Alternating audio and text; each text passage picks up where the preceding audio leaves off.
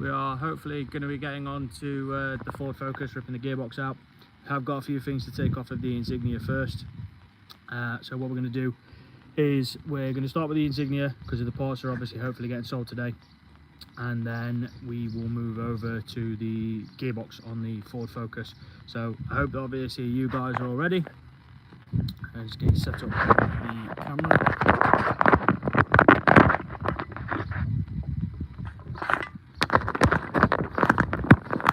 Charger in, so we've got enough battery life.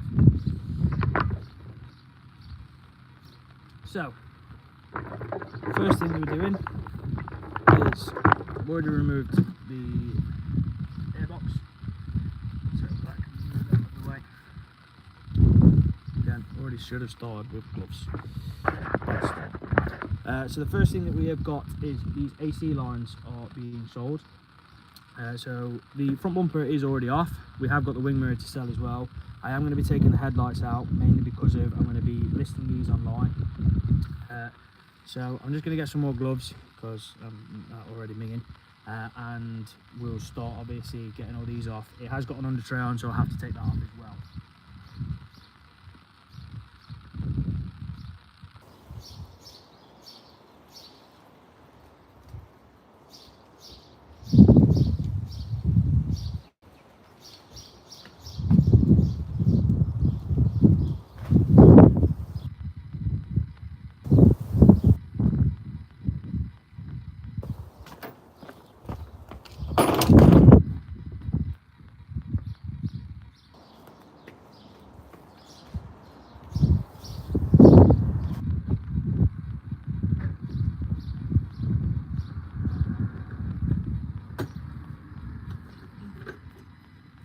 So, move you back over here. Bumper is already off. We've already taken it off. So if I loosen the two remaining bolts. That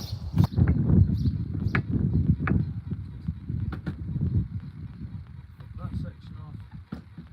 That section off. Bumper. This can be moved.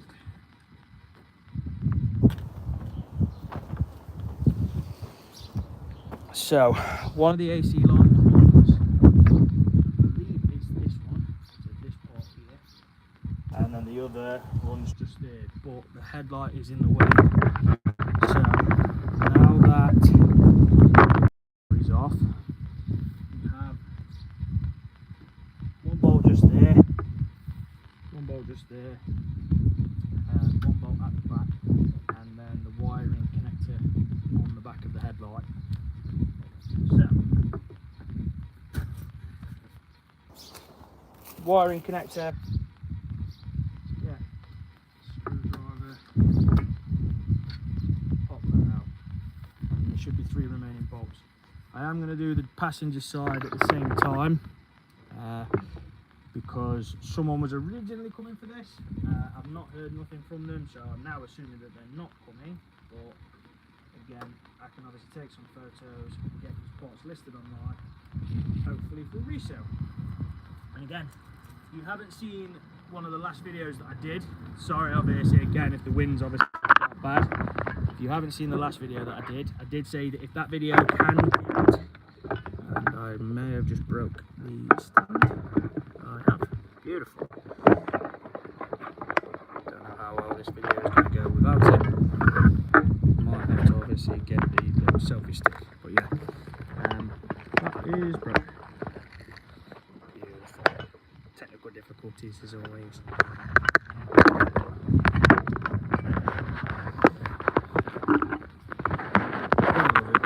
Together. So the cheap little stand that I did have has started to come away, so that'll have to get rectified and sorted. Try and see whether I can find the selfie stick one.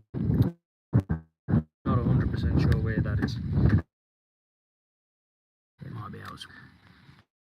It might be in there. Bear with me 2 seconds, guys. I'll pop you just here.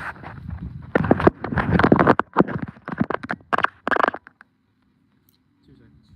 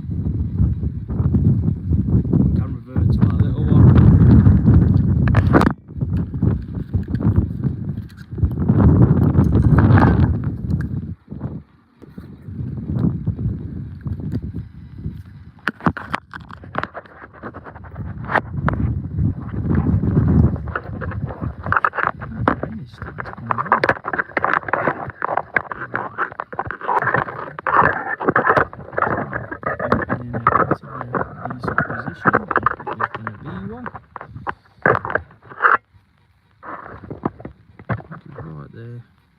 So,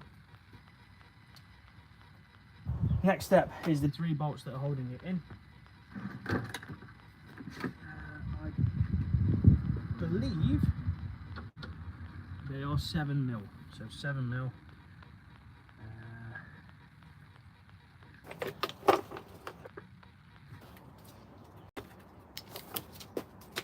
Do a bit of a cheat way, use some reducers, put them on the gun. So 7mm at the top just here. Tell you what, now obviously I've got you on more of a handheld sort of one. So 7mm at the top just there. So we remove that one. 7mm just at the front just here. That one. And then the final one is behind the bumper, just underneath. There is a part just there.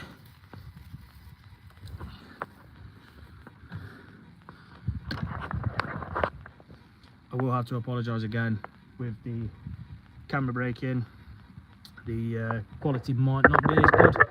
Not saying that the quality was great beforehand, but it might not be as good. What I will try and do is I will still try and keep the phone charged so I can last as long as possible. The rain is really starting to come down now. So now that that is off, I'll move the line for that. And headlight. We've got to remove the brackets as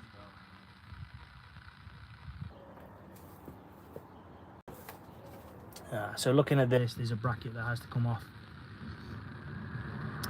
Serena, welcome in. How are we doing?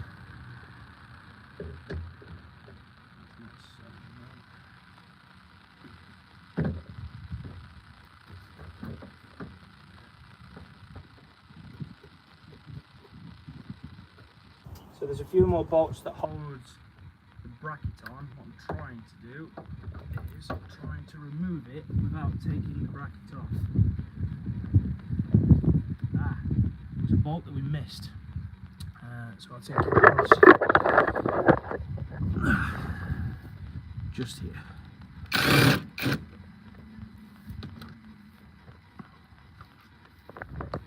How's your Sunday doing? Welcome in. If you haven't already, please subscribe. We are pushing closer and closer to 500.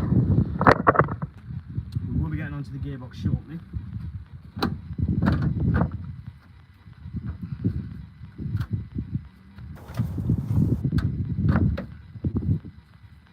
Remove this little bonnet cushion.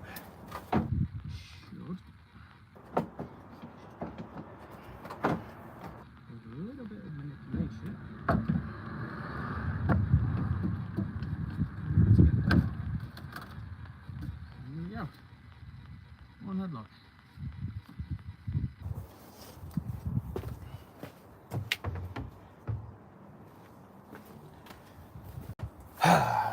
We'll get to the passenger side in a moment. We're going to obviously start taking the AC lines off. I'll have to jack the vehicle up and take the under tray off so that I can support the engine to take the engine mount off. So the AC line I'm talking about goes to the back of the engine just there into the bulkhead, comes across over here. You've got this line that connects up to there, and then you've got this line that comes down underneath the headlight and connects on to the condenser. So KRS, welcome in. How are we doing? How are we doing indeed? I'll apologise again. The quality of the video might not be as good. Not fantastic beforehand, but the ring light stand that I was using has unfortunately broke, so I'm now resorting to my other options. So going over, the bottom AC line is what I believe to be 13mm. It is, so we'll get this line off just here.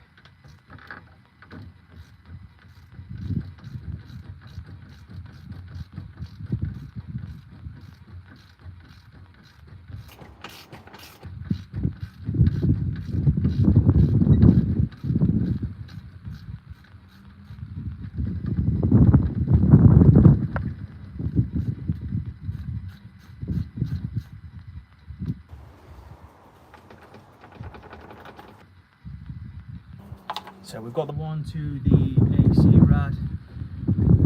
Welcoming Theo. Roblox Pro Gamer. Can I have mod? Unfortunately not, no. Obviously I appreciate the comment, I appreciate you obviously joining. So there was some gas left in the system. It did get discharged, but as you can possibly hear, there is still some left in. So I'll keep that loosened off like that. Don't think there's going to be an easy way. We are going to have to obviously remove the engine mount. We've then got the final bolt at the back just here.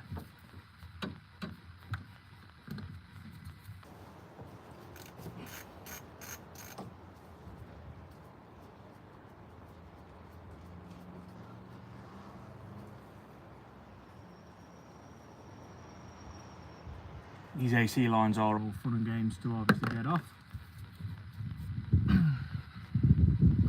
So heading back over to this one. That is now loose and doesn't sound like it's discharging any more gas. So hopefully obviously that is all discharged. It was emptied, but clearly just not enough. Don't know what I'm playing about that. I've got the gun just here to just whiz it off. So one side of the line is off. If I get a pry bar, I can get obviously the bottom side off as well.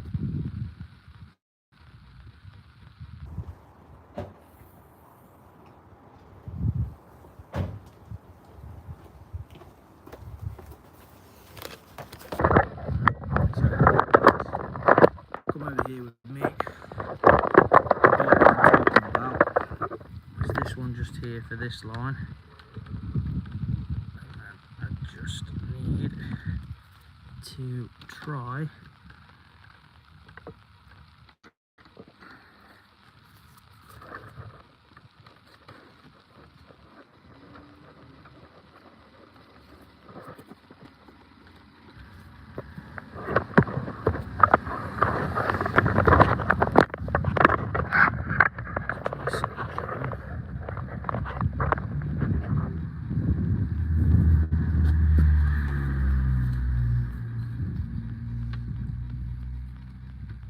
a case of working this off.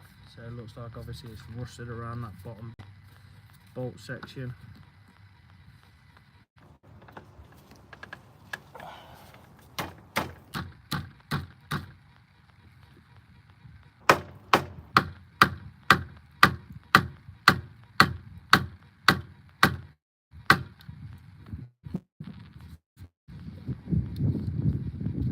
It definitely just looks like it doesn't want to. So let's try and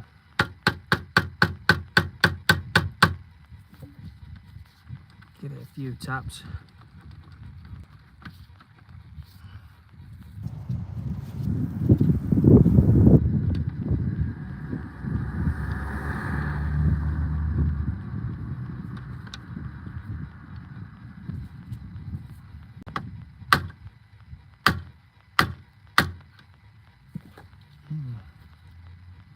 Definitely well on there.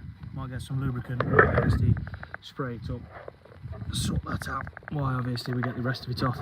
We've got to jack the vehicle up anyway, so I'll leave you there for a moment.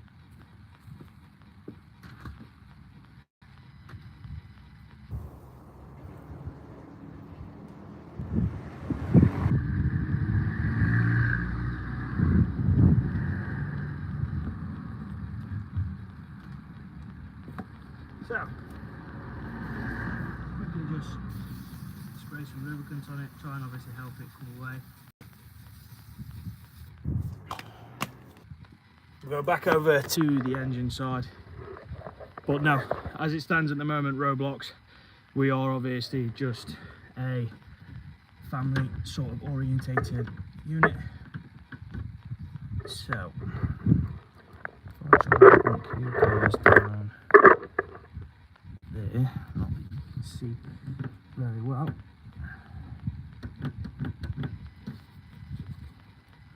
So a couple of the brake lines are in the way.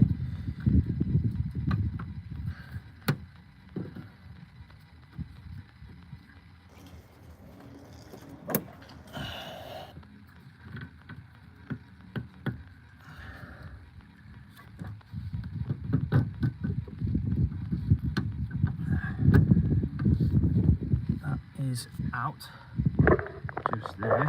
I've got clip on there.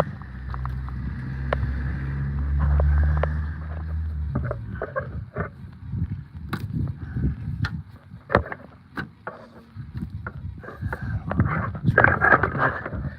I've got a clip just here. A clip down here.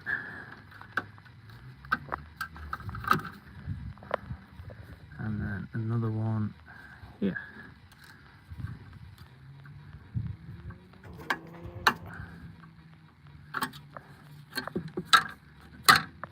I don't know whether there is one underneath. Doesn't seem like it. So the only thing that we have to do now is get it off that bottom unit just here. Which hopefully while that penetrating oil was going through, we can get the engine mount off. So I will put it down there for a moment while I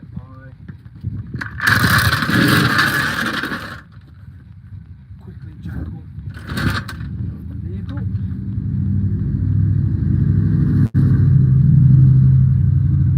Might have to go in on the front subframe due to the side skirts.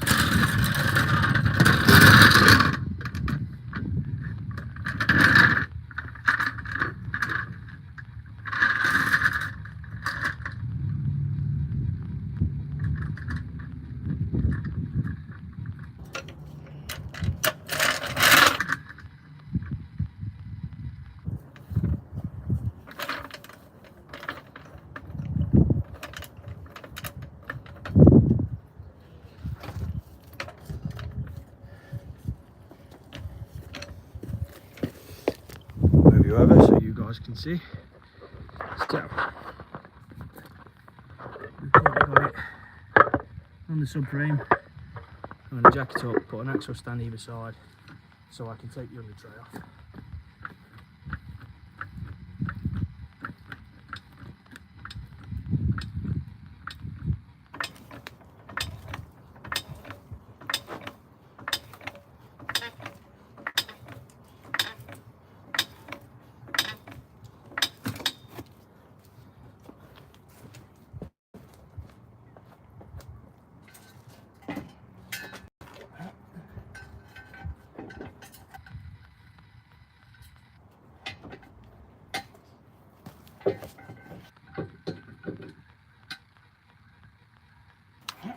We can go a little bit more just so that we can get the axle stands over like up one more section.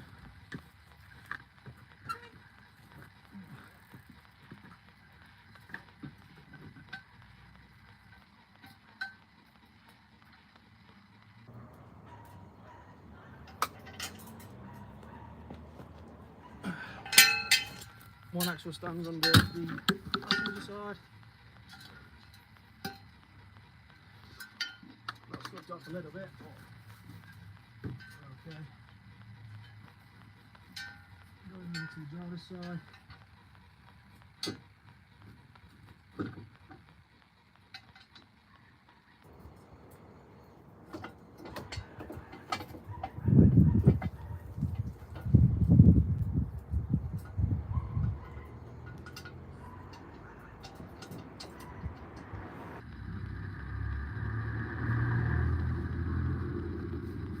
Not 100% sure whether that's going to be enough. Just double check on this side.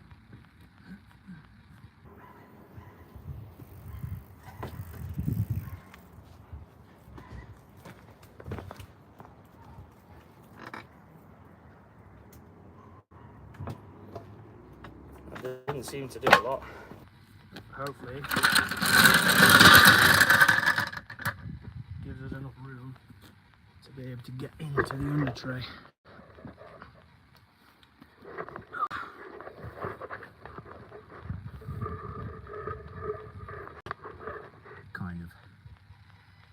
should give us enough room.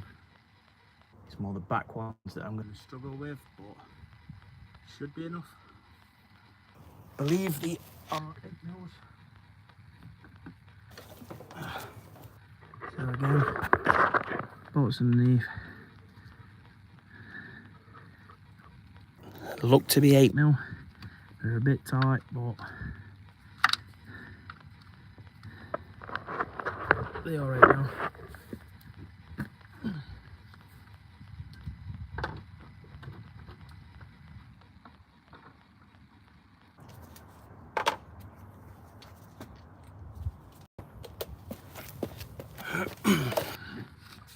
So, start taking these bolts out.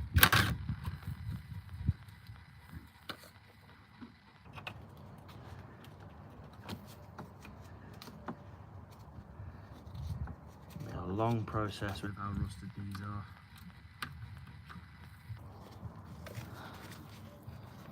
How's everyone's Sunday going so far?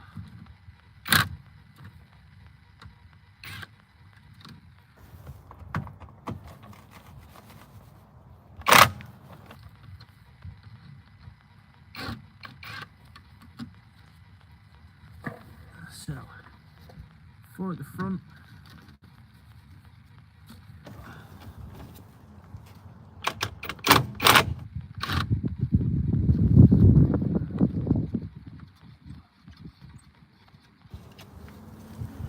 That's the front ones off.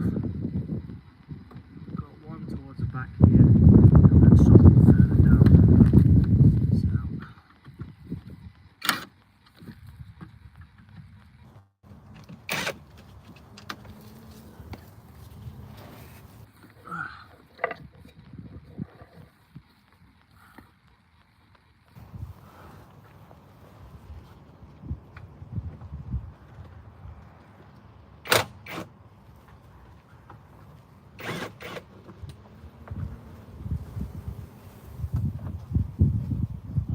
Possibly ones on the side as well. But we'll cross that bridge when we get to it.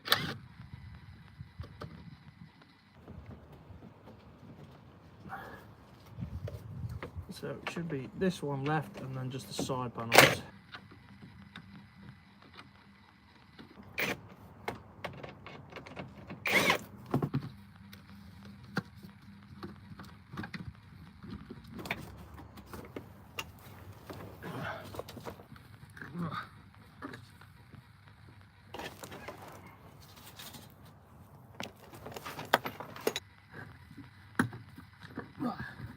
Definitely easier said than done getting in and out of cars now, especially in tight spaces.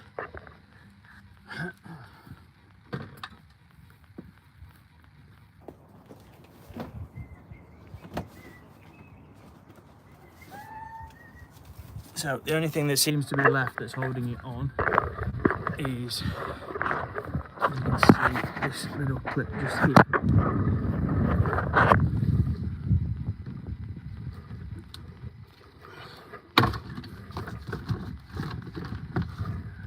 There's also one towards the back as well.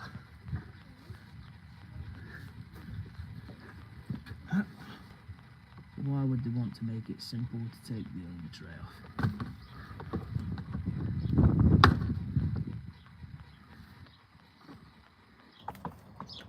May result in getting the cutters out.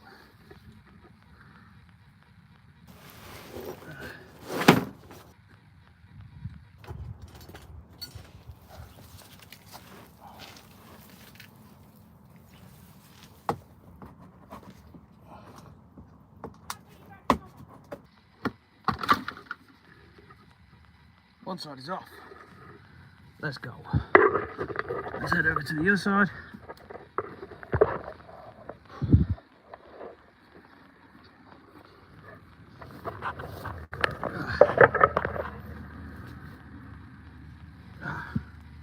Try not to get thorns stuck on my backside.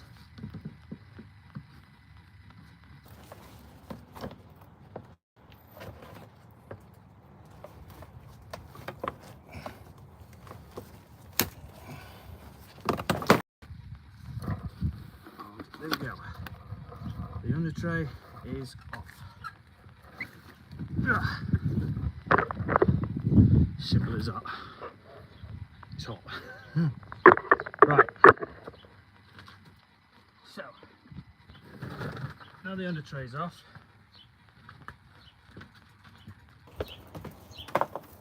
What I will do, I'm gonna obviously use the jack to support the engine, to take the engine mount off to be able to get the AC lines out. So obviously we need this line, so there is that connector there as well that we'll take off. I'm just going to get a block of wood to obviously not damage the sump, because I'm going to obviously use that to jack it up. So bear with me 2 seconds.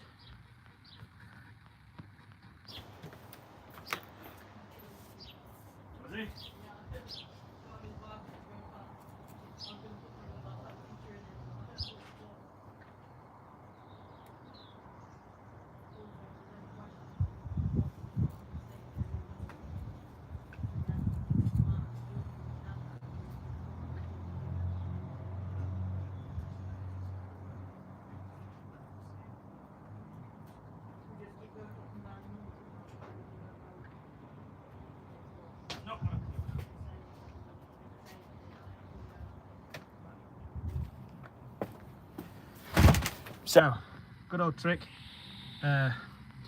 We just got some old decking board. I'm going to put this on the face of the jack and then have this underneath the sump and take the weight of the engine, so obviously I can get the engine mount off without it worrying about dropping. So,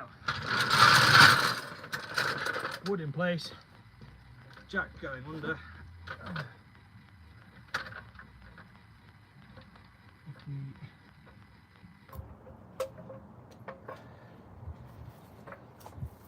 So I'll show you what I mean. So I've literally just got that resting on the engine and that's taking the weight. So now when I go to take the engine mount off, is that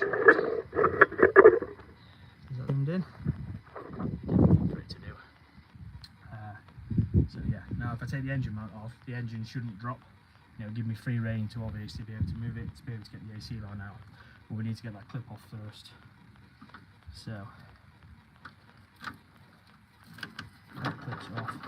The pipe is all free apart from where the engine mount is. So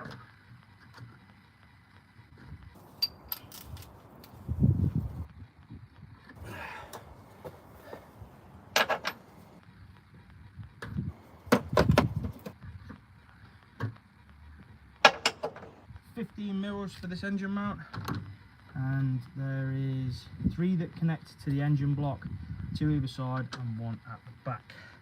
Not 100% sure if it will do it, but we'll attempt to use it quick fire and use this. So it did. So 1 bolt. I'll take you for a bit of a better look. So the bolt that I've just taken out is there. You've got 1 just there. Technically I might not even need to get them off. If I take this off, what I might be able to do, again, may work, it may not, I now jack the engine up. Has that given me enough room? Literally just not. Put your box back over there for now.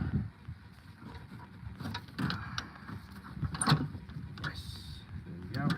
So,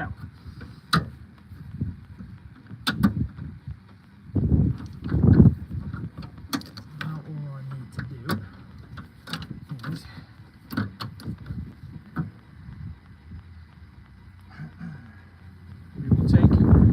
another attempt on this bottom AC line just here. If we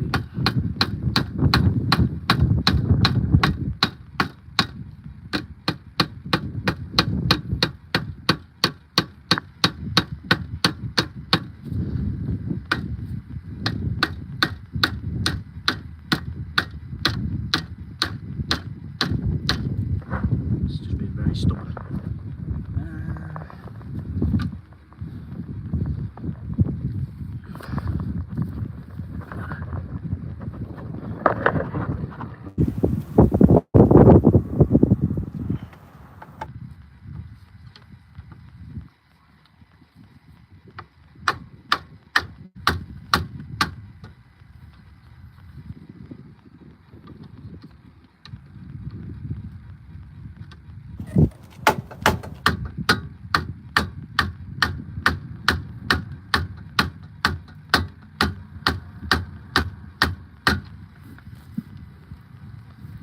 really does not want to come out. I think it's all of the stuff that's just stuck around here.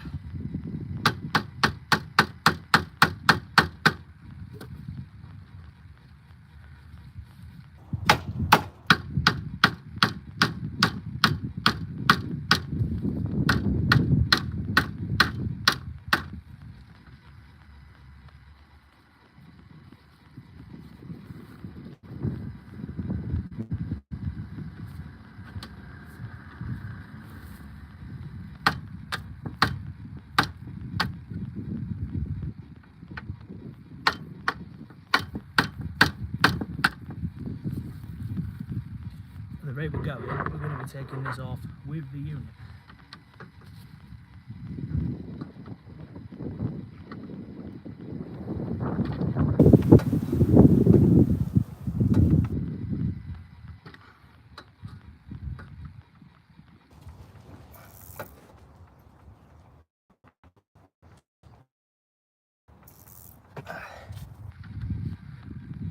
Hey pal, How you doing, Paul? alright mate, how are you? After. You're after. Is this the one that you're after? Yeah, the Centre console. centre console. Yeah, I want it.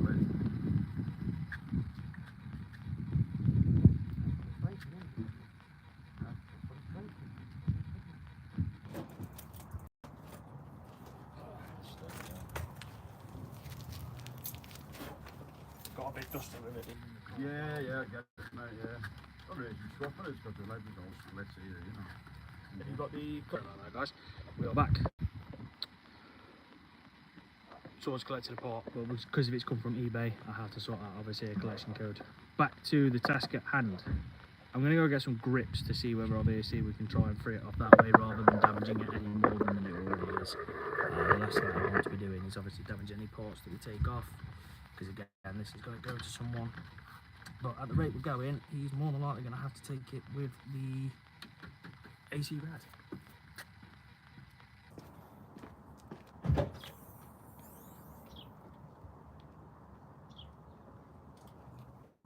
What are you doing, Bob?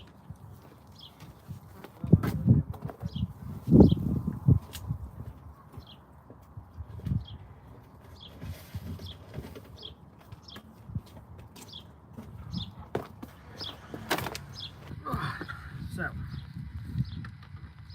back to the task at hand.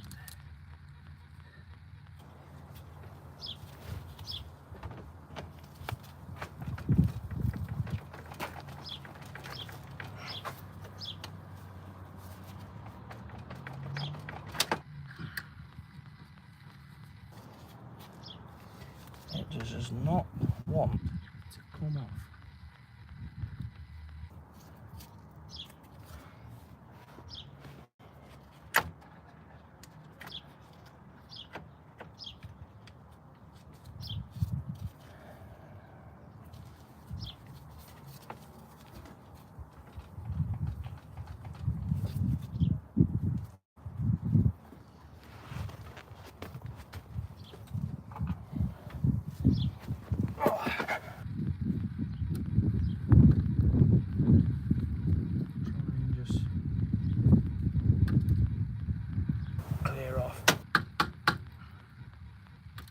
Some of the rust and crap around where the bolt is.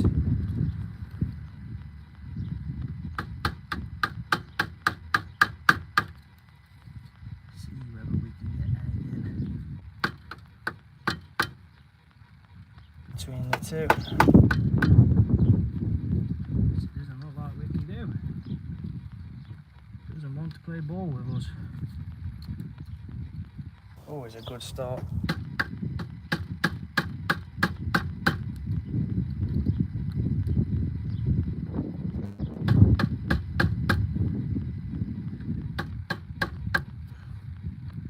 Whoever got this on here never intended for this to come back off.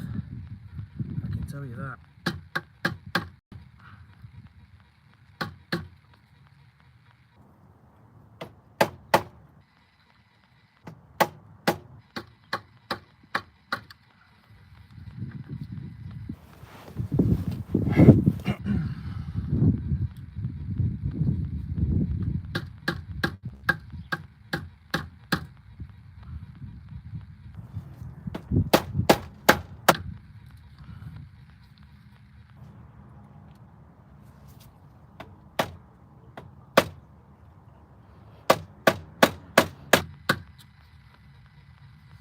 It's never normally this difficult to get it off.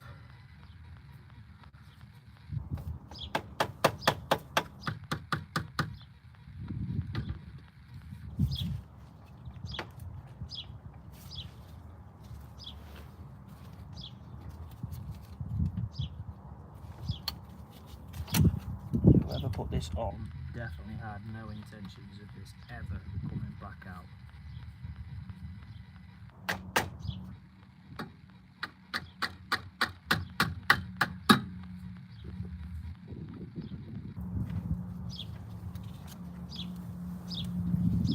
It's not doing nothing.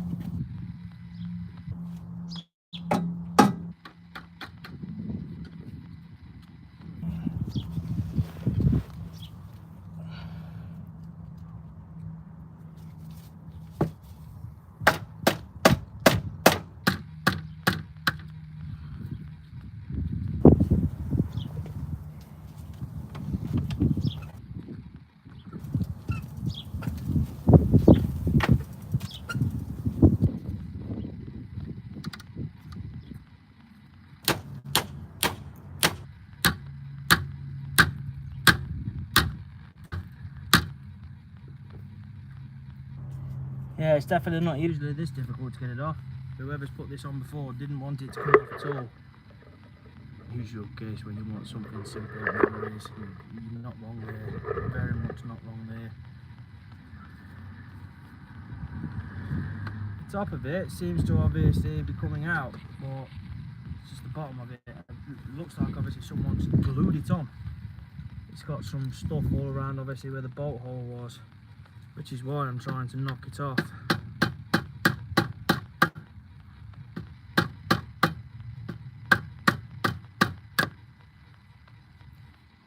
But it just doesn't want to have none of it.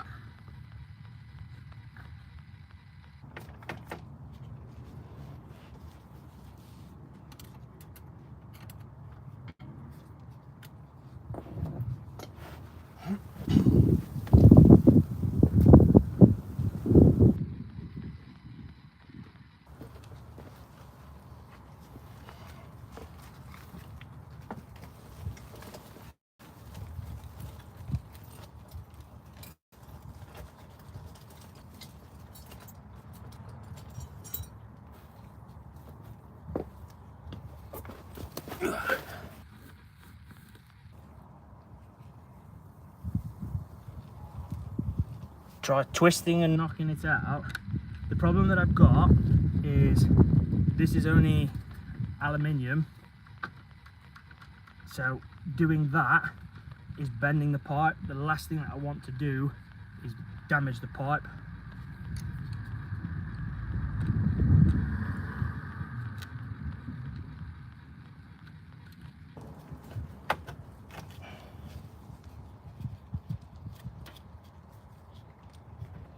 I just can't figure out what is physically in it.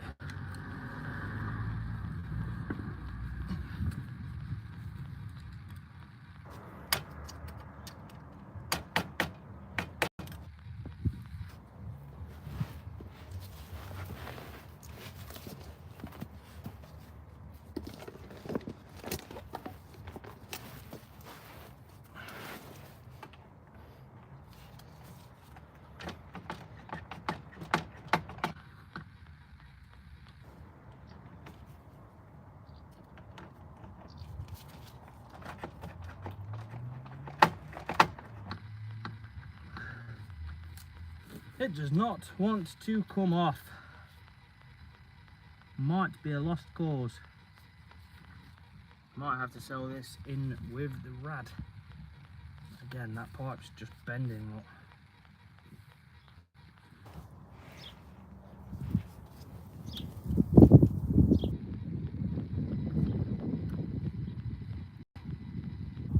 I appreciate the comment though. Any help that I can get, I appreciate. It's just the type of material that it's made out of.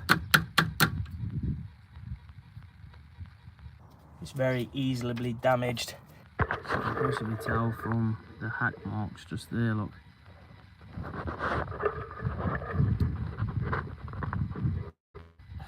Melt seal.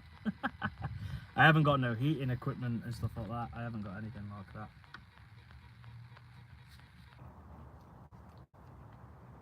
It moves just not enough. Be alright, I keep hiding stuff.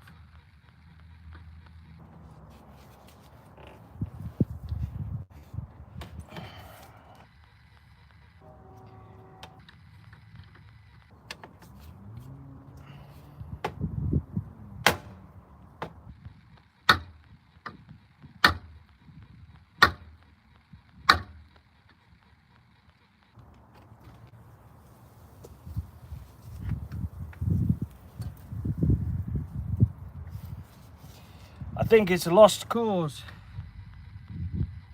I think I've now damaged the AC rad itself trying to get it off.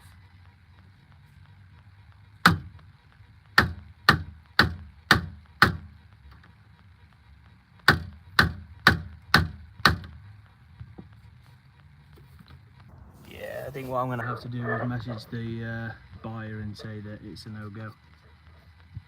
I've damaged the actual rad itself. Green dye there have now obviously damaged the rad. So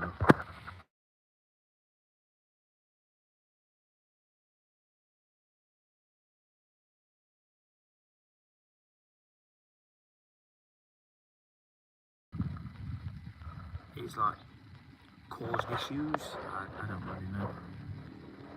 Damaging the rad was never part of the equation. It is what it is. Again, you win some, you lose some. I appreciate the comment though. We'll spray it up and we'll see what we can do. So let's spray as much as we can. I'm more invested in this now just so that I can get it off, whether it's broke or not. And then,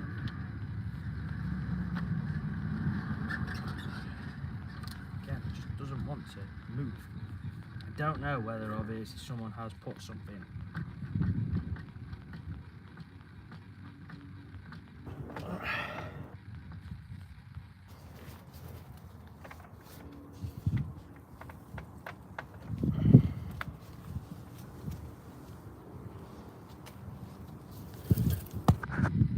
Rare breed. Yeah, I don't know whether you can see.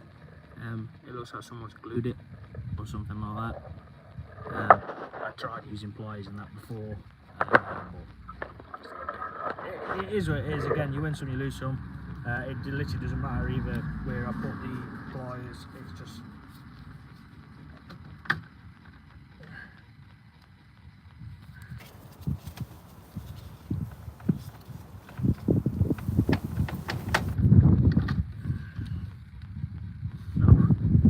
Doesn't want to move at all.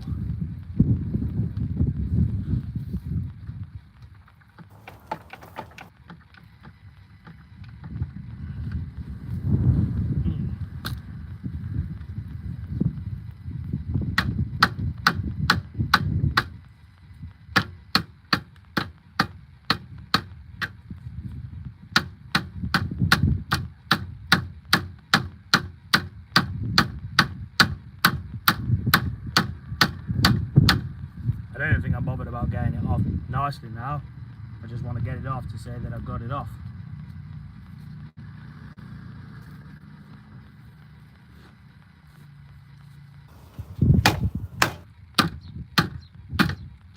I believe this is for me. Bear with me 2 seconds. Don't tell me it's a bumper off job. Yeah, but the worst thing I can use is this message here saying I don't think it's a no-go anyway. Why is it? I don't know I'm what's only happened. local, mate. It's So just you not having start? none of it. I believe so. It looks like someone's put something in it. Let's move the camera anyway. Everything else has come off, so you've got to. It's underneath the engine mount and that anyway. So Yeah. obviously rest that on that. It's literally seized in that much that it's ripped the AC rad. They put a weld in it, haven't they? I think so. It looks Yeah. like obviously they've done They something. put a weld in it, haven't they, to seal it? Yeah. But yeah, all the rest of it came off dead nicely. It's just this one bit that's decided to throw a hissy fit with it. It's a shame. I thought it might fucking. Because that's what's gone on mine, mate. You see that big rubber one there? Yeah, yeah. Fucking, I went for gas, mate, and it was pissed straight out that. I didn't know. You don't think it's a way of obviously just No. getting that done, is it? No, that's what I mean. I didn't. What's? Like, is it? Are they all linked? Yeah, they're together.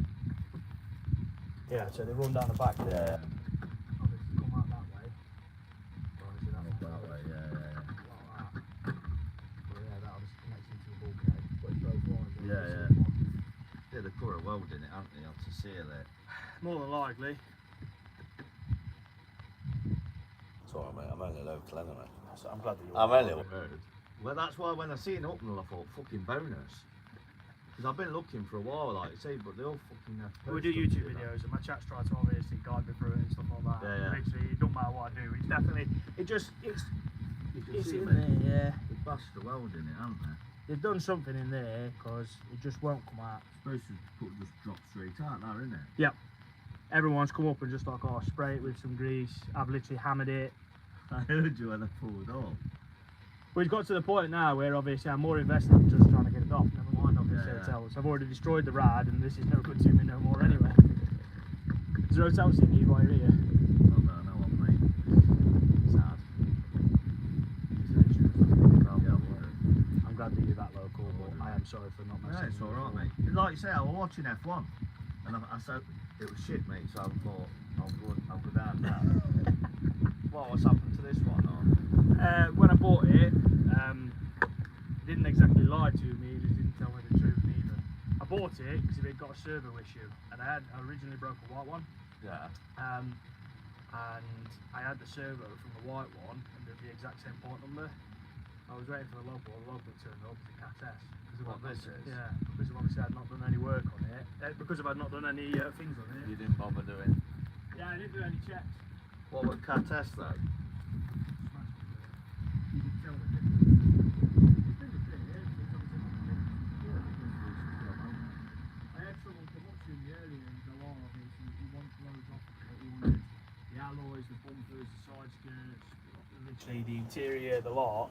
And then they went, how much for the whole car? And I went, well, I said, the problem that you'll find, the problem that I find is I'm not seeing this as a car. I'm seeing this as wheels are this much, headlights are this much, doors and are stuff this like much. that. Yeah. So the problem with it is everyone comes up when I go, well, give me $1,000 and it's all yours now. Yeah. And believe me, you'll make more than your money's worth. Yeah, yeah. The engine alone will be about 300-400 quid minimum. Why is Alloys it? are about Is the 300-400 engine quid. alright on it? Yeah. Engine runs and drives, yeah. No issues with it. This is what I know. What were it like to drive? Apart from the brakes, so obviously the brakes was just rock solid. What were it like on pull off in first second? It was alright, Didn't keep revs up. No, it was alright. Oh mate, mine, that's awful. Is it? Yeah. If you don't keep revs up in first and second, mate, it just dies. Because it's only the 130 brake pads. It's 160, but I don't know if that's mapped or not, because it's definitely, as you can see, it's got no DPF in it. But yeah, it's a shame. It is, mate, because like you say, they're just Well, I'm not being funny again. should come, like you say, that should just pull straight off there. Yeah, I've never had an issue with it. Slide it off, For it to literally smash the yeah. AC Someone's condenser. Dropped, like, I bet they've dropped a weld in it, a weld sealer or something, anti-aircon weld sealer, because you can get them, can't you? Probably. You can get them that you pump in.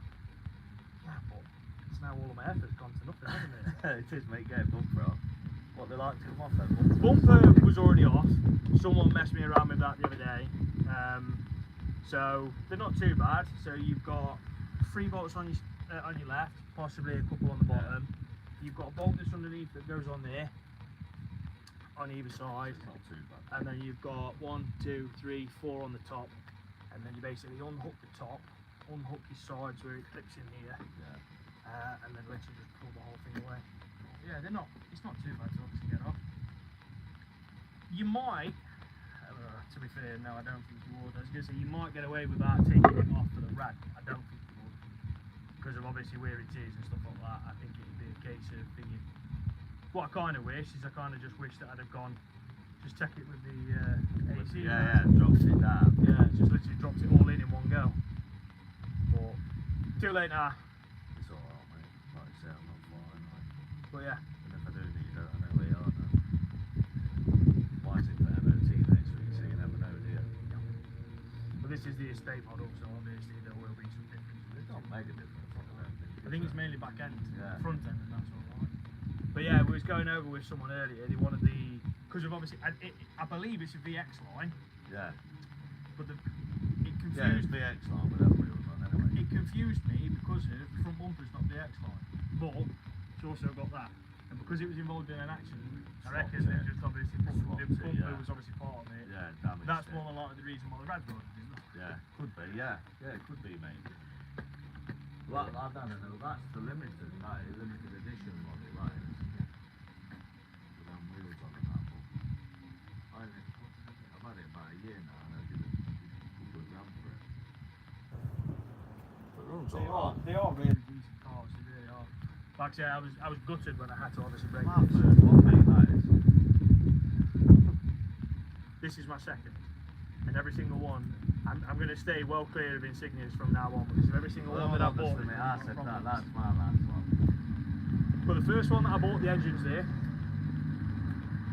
because the person that I bought it off told me that they put a second-hand engine in it, and then it had an immobiliser fault. I found a fuse box in the obviously in the thingy, and these are all coded together. So Yeah. it's fuse box, ECU. Yeah. So I put the old fuse box back up, fired straight up. Sounded like a bag of nails, wondered why. Started breaking it, sold the injectors, had a hole in the top of the engine.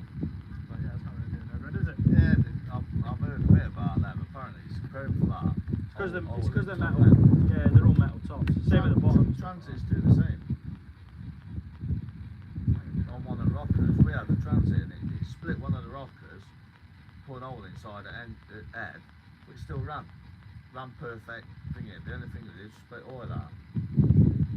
Like Gaffer had it bodged up some of that. That liquid metal stuff. The Radwell type Yeah. thing. Right. Right, mate. Well, I know that you didn't come for, but I'm sorry that you've had to Nah, obviously you're waste alright, your pal, journey, mate. don't worry about it. One of them things, isn't it? I did think, I messaged you because I thought, I know that you did. I because literally just seen it because I'm on. because I were local, I thought I'll message him and nick down anyway. But I was messaging him. I know that when you do jobs like this, mate, I know what happens. You can come across some great something, can't you? We definitely need to Wheels invest in fetch, that Well, the wheels adhesive. fetch. So we're asking for the wheels. I wanted 400. I've now Yeah. dropped them down to 350. Yeah, they fetch decent money, they do, don't they? It is an insignia. Before you recognise the subframe, is that because they rotted well? Because they're obviously prone for that and all. Put you on charge in that for 2 seconds. And we'll just get back. Mate. No worries, dude. Oh, Again, thanks, sorry, mate. that's it. No worries.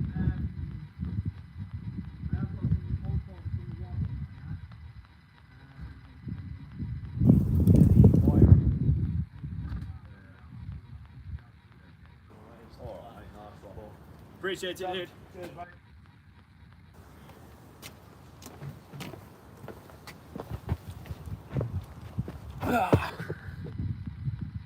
Yeah, the subframes on these are a piece of crap. Right, do we, one, give up with trying to get that off now he's gone anyway? You had to replace yours because of that.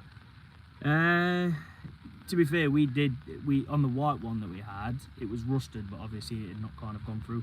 And the car had an oil leak, and because of obviously it had actually lubricated up the subframe, it actually looked better than most of the ones that are out there. So, note to self, just have an oil leak on it and let oil just drip all over your subframe and it actually runs alright. Do we give up with this, or do we carry on and try and get it off? Or do we just move on to obviously taking the wing mirror off and then going to the gearbox? Kind of thinking gearbox, if I'm quite honest. I do need to get the wing mirror off, that's coming off. But yeah, this is all now twisted and destroyed and damaged, so... which is no good. No good indeed. And now the boost part's gone. We've got some boost parts. Local to Nottingham. We have some boost parts. see where I can put you. I'm going to put the, so what I'm going to do is I'm going to lower the engine down just slightly to get that in line, and we can get the 3 bolts back in.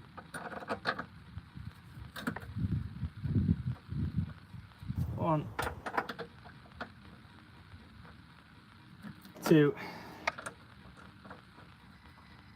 But yeah, KRS, whatever you need to stick together, I'll try and find out from the previous owner on what adhesive they actually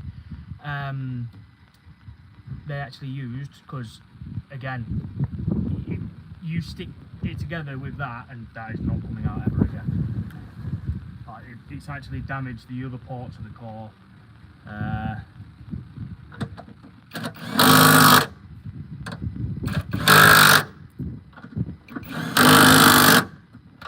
So, engine mounts back on.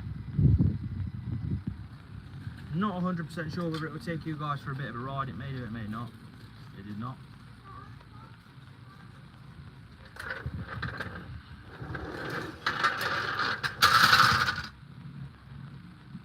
I've moved that, and then I've also realised that I also need to take the axle stands back out. I'm just going to leave the car like this for now. We'll obviously move on. We'll move to the Ford Focus. Now we'll take the wing mirror off first and then move to the Ford Focus. But the door card's already off, so it should take, fingers crossed, 5 minutes. Yeah, definitely think that we need to find out, yeah. And then we need to start obviously doing a brand deal with them. I bought 2 new ones, just not fitted. I'm preferring driving the Astra at the moment. Aha! So we have an Astra, that white one just there. So we currently have 4 cars, because they just keep getting thrown at us at the moment. Again, if you've not seen the last video, kind of obviously briefly shows you, but we've got this heap of crap just here that is causing me no end of problems. We've got this one that is about to have a new slave cylinder. We have the white one, which is the 15 plate Astra, and then my neighbour is actually a really decent guy. Because of obviously we've not got enough space, we also have that that Safira just there. However, that is being scrapped because we're basically just getting cars thrown at us at the moment, and we had a look over it. The guy bought it for about £200 and it needs a lot of work. Like I didn't even manage to jack the car up. The idea was we actually get some more content from that. It's not worked in the slightest. It's completely and utterly shot. It needs, so what do we need? It needs a battery. It hasn't got an MOT, and in case there is any Americans or anyone that lives in another country, an MOT is basically a health check on the vehicle that you have to have every year when a car is 3 years old. So it hasn't got an MOT. The 2 front tyres are literally illegal. They're basically running slicks. It definitely needs some wipers, and it definitely needs front pads and rear pads. Anything else, and that's without even jacking the car up. So it's shot. It was no good. But yes, it is a shame, and I've not put that AC line down the back at the actual right way. One good thing that we might be able to take from this, from the AC, is the compressor, if everything wants to come off of that. But at this moment in time, I don't see anything coming off of anywhere. I am very worried about the injectors though, because if that's just the AC line, and that should come off easily, the injectors are an absolute nightmare to begin with. But enough of that. Let's take you to the interior of the car and get you set up. Might have to set up in a decent location like that. And as you can see, the door card is already off, which is an added bonus, because it means then I've not got to take the door card off.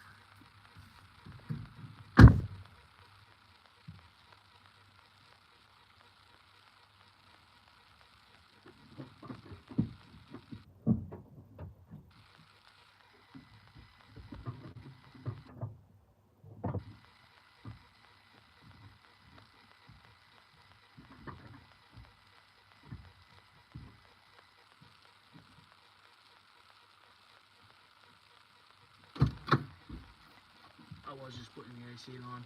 So, this should just be a case of removing this wiring, which we will get a pick for, and then I don't understand why they're different bolts, but it should be them two and that one. So I'll go get the tools. We didn't actually buy it. Someone literally came up to us going, I bought a car, do you want to do it? The idea behind it was he was buying the car, he was putting all of the parts into it. We was then going to do all of the work, sell the car, he make his money back, and then whatever profit we get, we split evenly.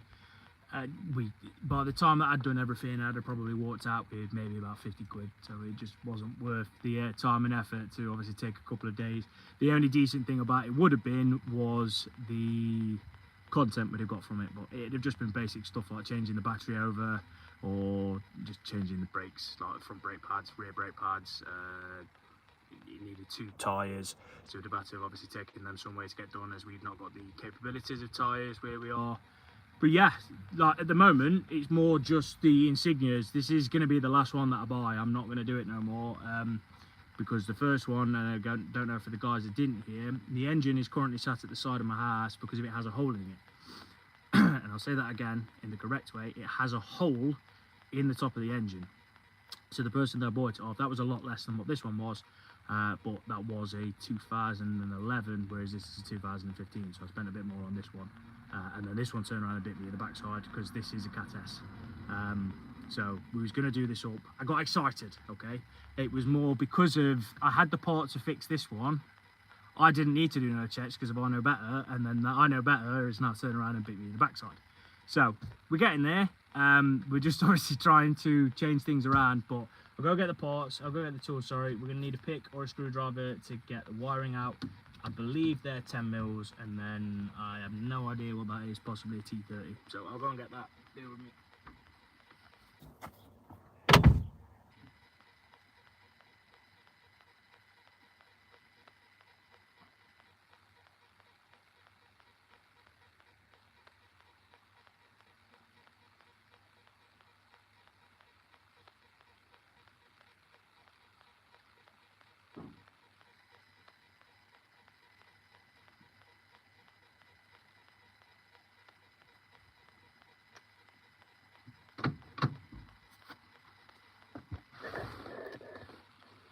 And we're back. So take the T30 out first, because that seems like it's in a more of an awkward place. So if we try and open the door enough, that's on tight. So T30.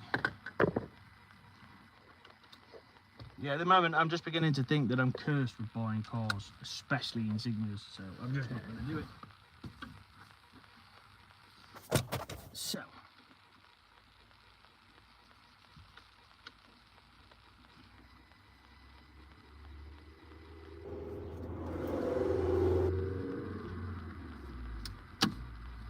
wiring out. We've already took the T30 out. Should just be a case now. Holding the wing mirror. And leave the top one to last.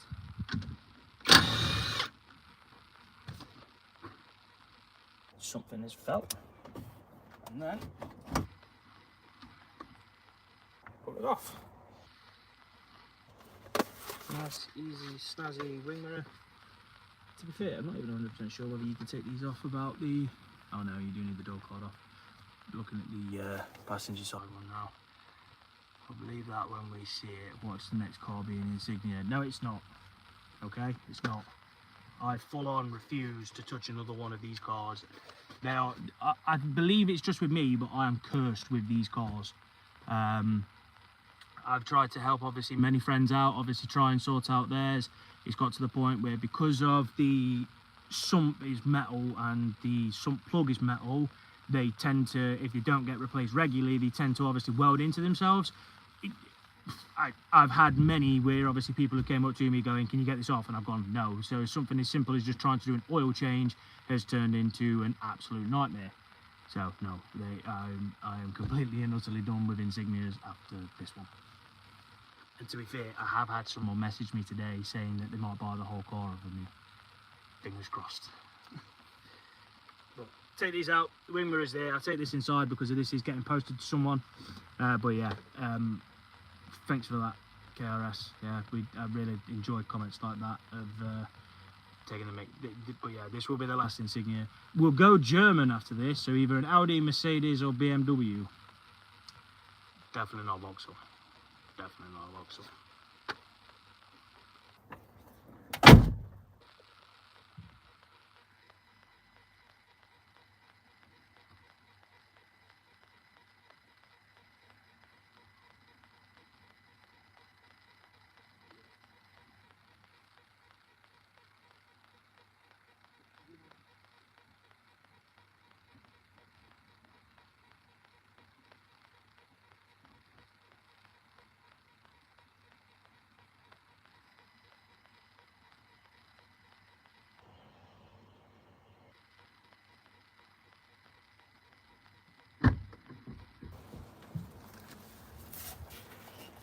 Right, I'll grab you some now. Everything is getting in my way.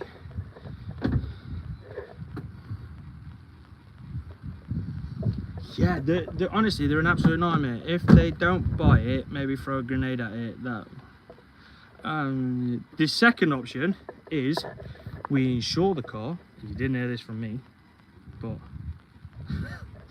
you insure the car, or we insure the car.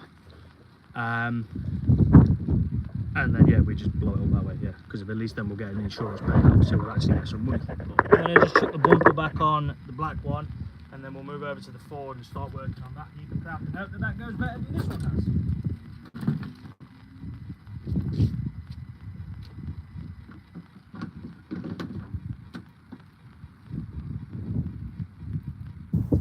Now, what we will do first, let me take the bumper back off.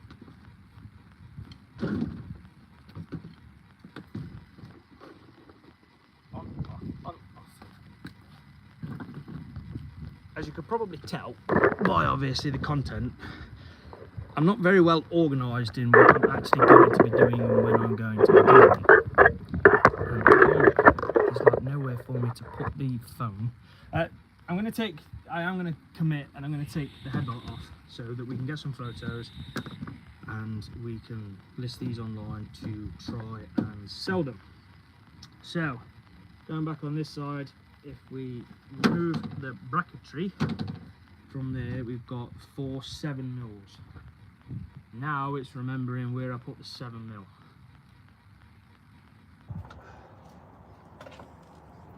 I found it. Now it's remembering where I put the drill. I found that too. Yes, I will lose my head if it wasn't attached.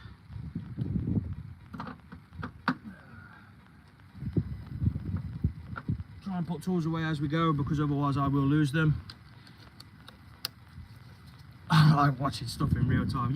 I feel like the good thing about watching in real time is you get to see it raw. So rather than obviously the picture perfect video and that everyone puts out there online, you get to see all of the mistakes, all of the stupidity and stuff like that. So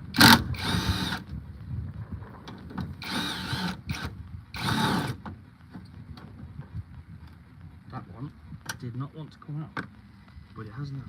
So there is the extra bolt on the side there, and then there should be one final one just underneath the headlight, which I can't see because I'm blind. I have to wear my sunglasses, but with my sunglasses on I couldn't see a thing. Now we take the bump stop off of this side. We should a bit of messing around and then taking the electrical connector out. Headlight. So pretty. So again, we have one bolt just there, one bolt that goes in just there, one bolt for this bottom section, and then through where the front bumper connects to, you have one going in there as well. But that is both of the headlights off.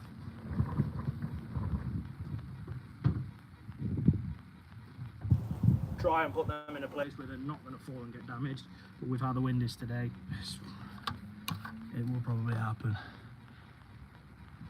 Real time is definitely more relatable, and again, the good thing about it is you're also interacting with the person firsthand, so any questions that you have got, any input that you want, you get the interaction.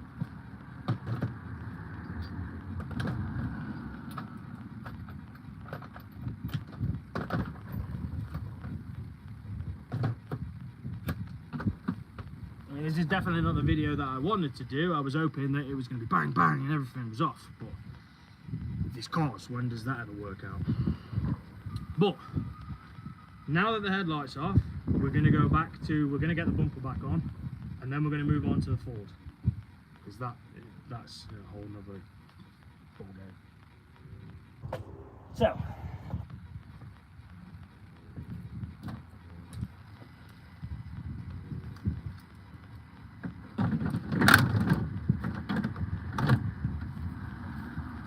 bumper back on, we're going to secure it with a couple of bolts.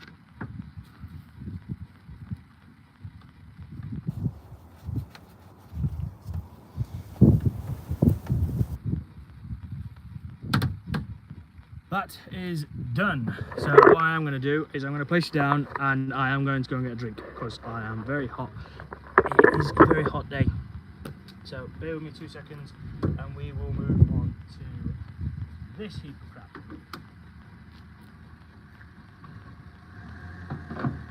See whether this goes any better than what the last one has.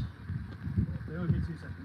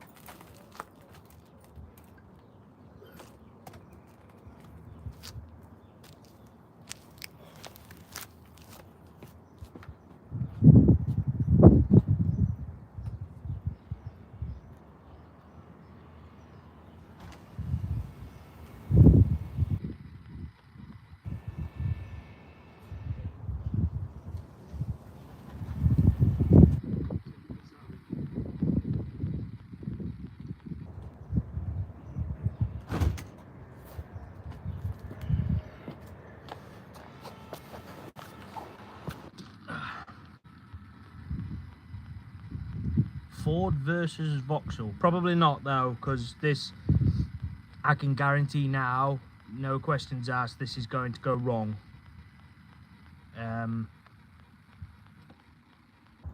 Yeah, this is going to go very, very wrong. This is not going to be nice and easy if everyone thinks that. I've got to obviously get the axle stands removed because we are going to have to take the wheels off of this because the drive shafts have got to come out. But just went and got myself some nice orange juice and lemonade.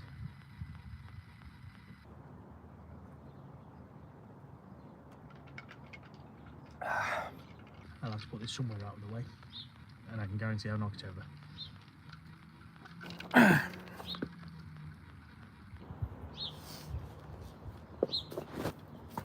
Right, so take it this way slightly, remove our special block of wood, because you thought we was finished with the Vauxhall. We're not. We are not. I've got to get the axle stands out and then we'll start working on the Ford.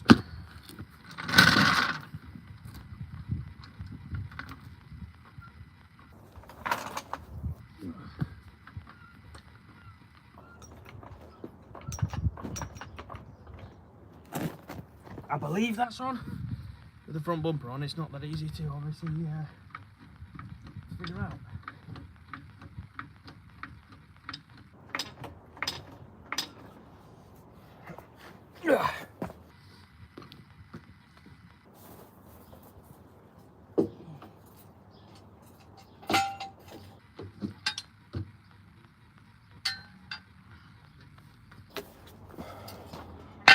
One extra step.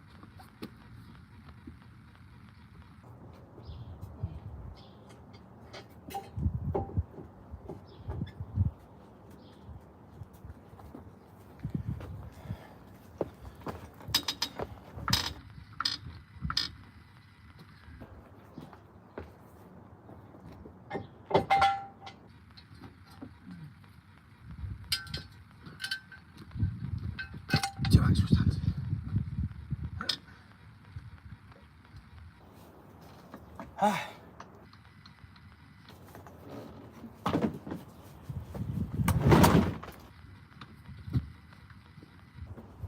Really? How the hell has that got stuck to that? Why does this car hate me?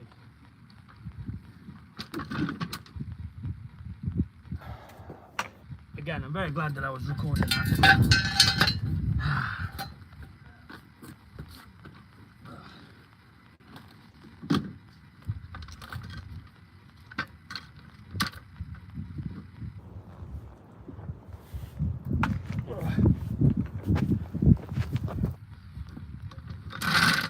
All I can say is if you're after obviously a content creator that is going to show you obviously the easy way to do everything, this is kind of your channel, but then at the same time it's also not, because when the lives are there, none of it's easy. But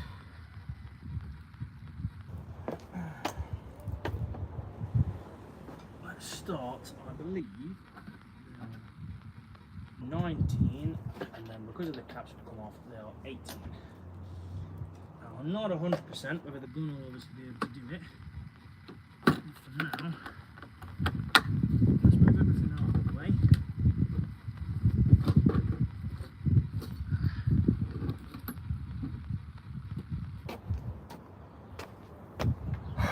And get the pry bar.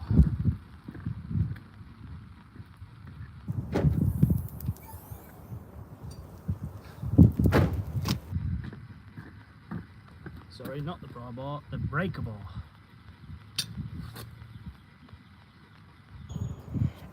Again, this is it, is obviously I'm happy to put videos out there to help. And again, we're trying to get as much content out there as we possibly can. And anyone that has subscribed or is still looking at the video now and can subscribe, we really appreciate. But it's time to now get on to the gearbox. I'm already knackered, I'm already sweating. This has already been 80 minutes and that was supposed to take me probably less than half an hour to obviously get done. That has been a nightmare. But, again, it is what it is. Try it. Put the bumper back.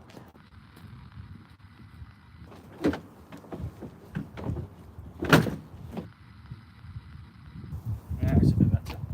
Right. So, let's get the locking wheel up.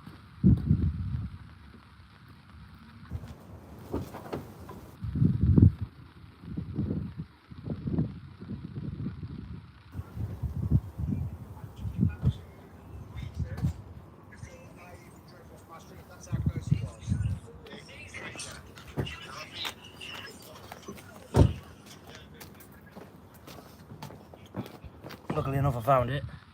Didn't think obviously I knew where it was then. So let's move you over here. We're going to start by cracking this wheel off. We're going to jack this side up. We're going to do the same the other side. We need to get the drive shafts out, so the wheels are going to have to come off. And then we can start stripping down in the engine bay.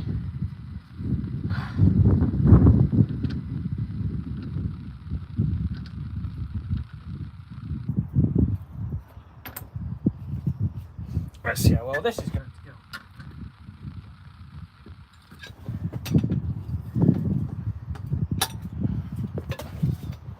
It's going well already. I've already headbutted the window.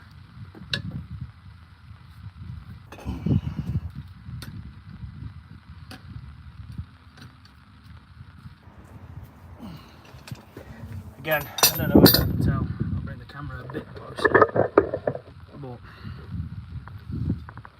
Ford, if you're watching, I doubt you're going to watch a small content creator like me, but if you're watching, these chrome caps are a nightmare.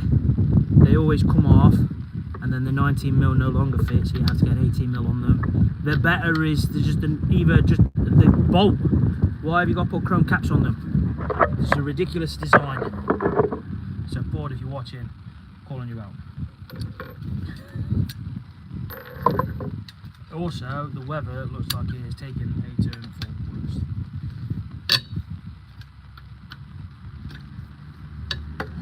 So, all of the bolts are cracked off. I'll get the jack underneath, we'll get the axle stand, and then we'll take this wheel off and then move over to the other side.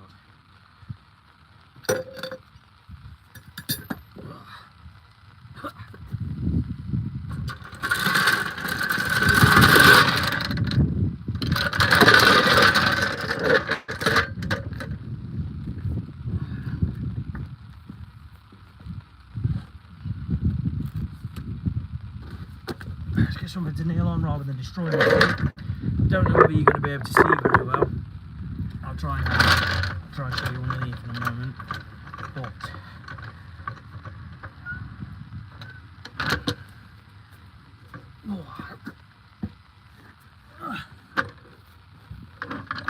because we're getting the axle stands on there, I'll show you where I'm jacking up. I don't know how good my armpit looks on camera, I apologise.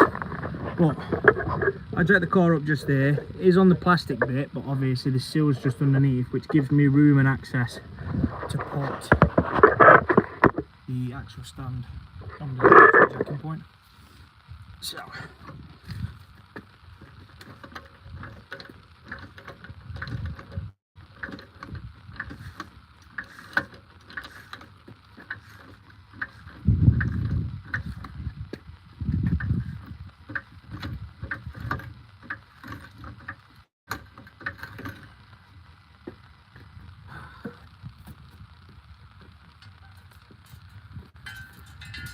trying to jack it up enough to give me enough room to be able to get underneath as well.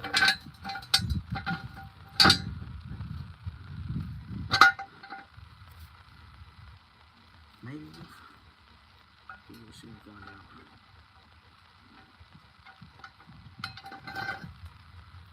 It helps if you put this in the right way. There we go. So that's now on the jacking point. Obviously the camera's not the greatest, but that's on that bit just there. So now, if I lower it down, it sits nicely on that, and we can then finish taking the wheel off.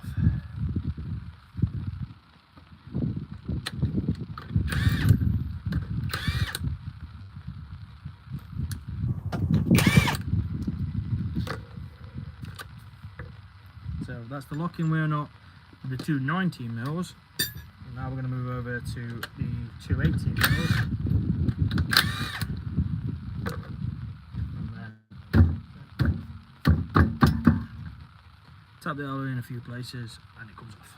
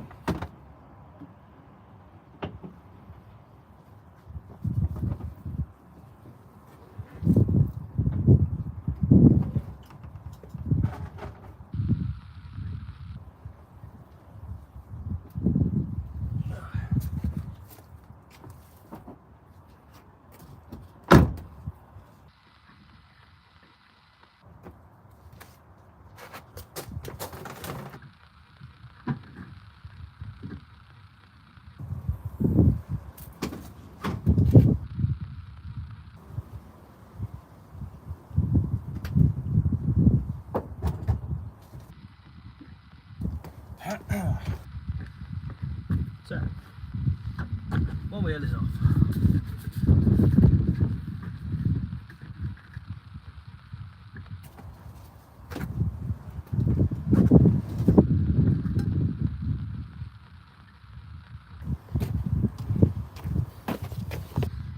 If we quickly move over to the other side, down just there.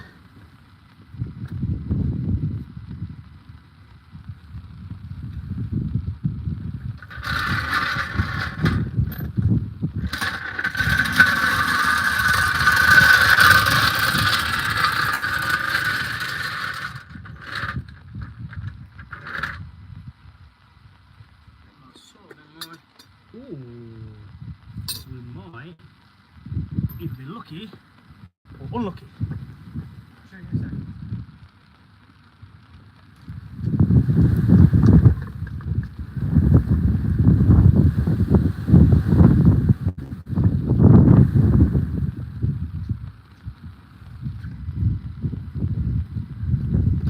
Get the locking bin up.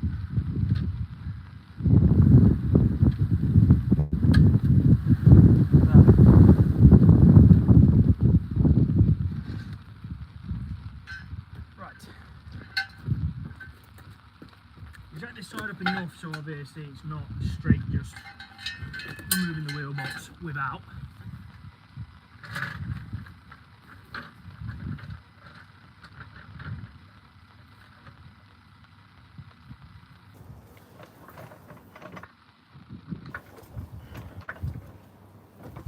Again, done it on the exact same point as where I did last time.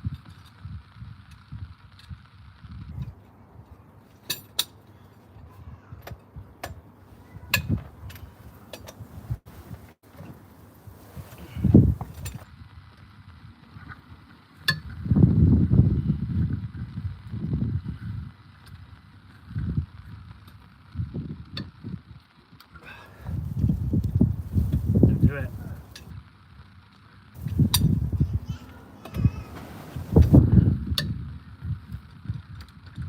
Definitely don't do it. Right. All of them cracked off. Now just a case of jacking it up.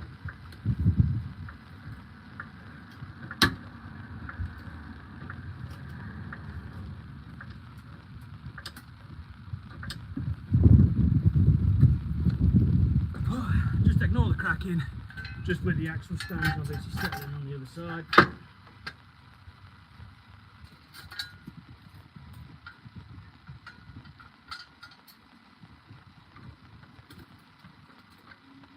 Lower that down.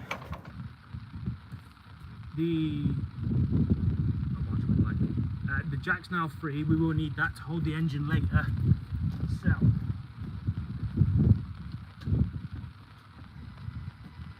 Take the 18mm off because we don't need it for this side.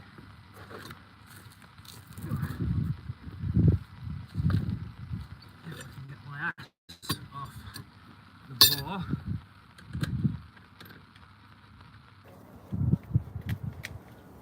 Don't bloody start.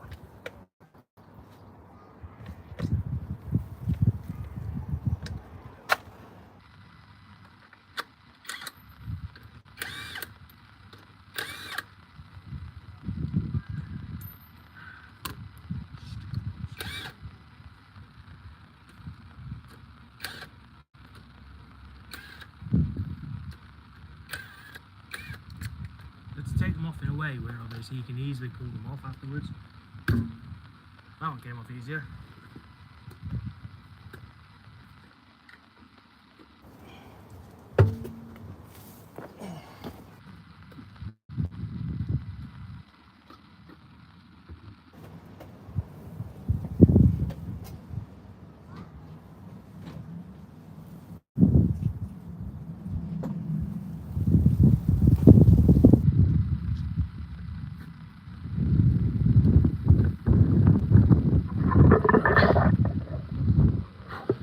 So, wheels are now off. I'll put you over this side. Charger definitely does not want me to allow me to do it. The charger is now. My phone should be charged enough to be able to obviously stay a little bit.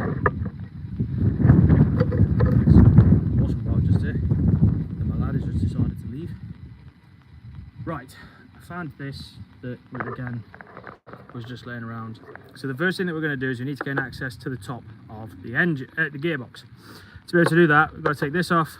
To gain access to part of it, I'm going to remove this. I've done one of these before. Doing it without is an honour, absolute honour. So the easiest way to do it is, not a bad place to have you. So start with the air box. Take that off. Just here. Take that out. And then clean the pipe on the back of it. The only thing that we've got left, you can either use a flat blade screwdriver or a 7mm ratchet, like a socket or something like that.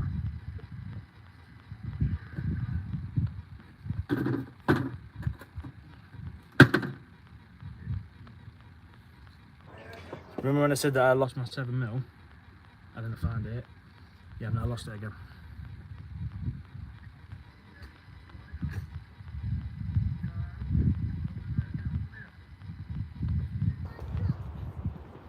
Found it. So 7mm under that bolt just there.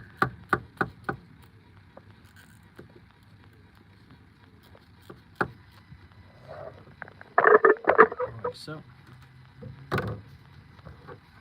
What this allows us to do, doesn't allow us to do it very well yet.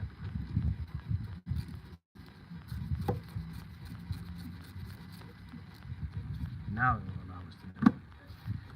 It will allow us to pull that off, to release them, and put the gearbox off. Always be careful with this, because again, I broke one of these before, and you can never tell that it was this one.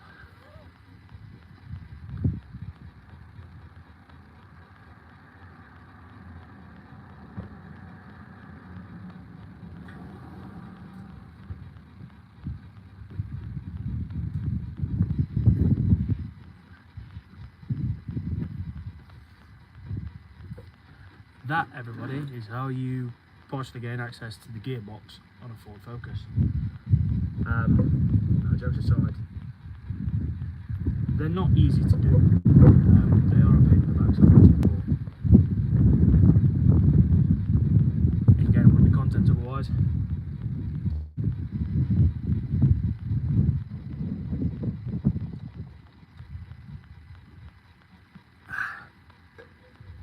Right.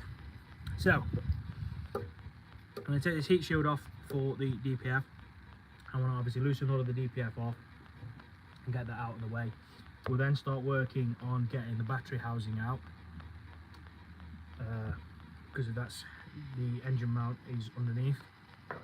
So obviously we'll take the battery unit off. That just comes off, that's just a cover. But yeah, we'll take the battery out, battery unit, take all of this out of the way. We're looking at getting the gearbox out. The main issue that we have is the slave cylinder is broke at the back here, so it's leaking out. So we can't keep a brake, we can't keep a clutch pedal. We've got a replacement slave cylinder, but we've got to get a gearbox valve for it. I was hoping that there was an easier way, but it's not. It's not. Yeah. So. Decent place. Check you out over that way. I'm going to start obviously here. There's 4 bolts for this front cover, 2 down the front, 2 at the top. I'm glad that was empty.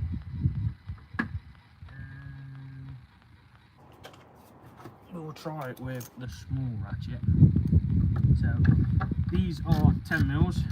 So 4 10mm, 2 on the top, and then 2 down the front just here.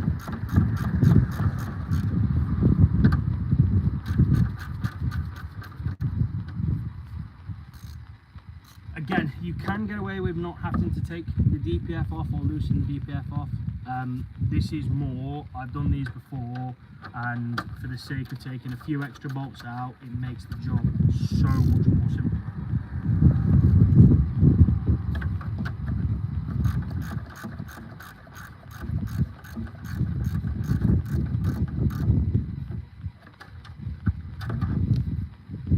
That, as you can probably hear, is the cup that I said that I won't knock over, that I've knocked over. Luckily enough, I finished the drink before all this happened.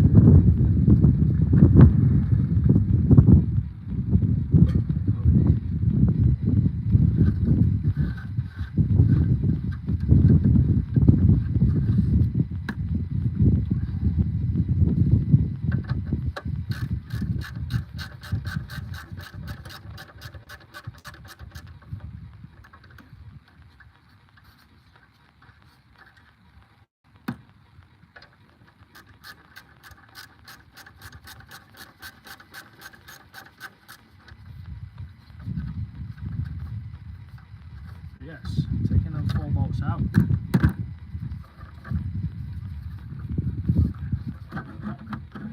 Gives us access to Stan decided to tell me. This bolt just here. So this is what holds the DPF section onto the turbo. So we're going to remove this and try and obviously just loosen this out of the way.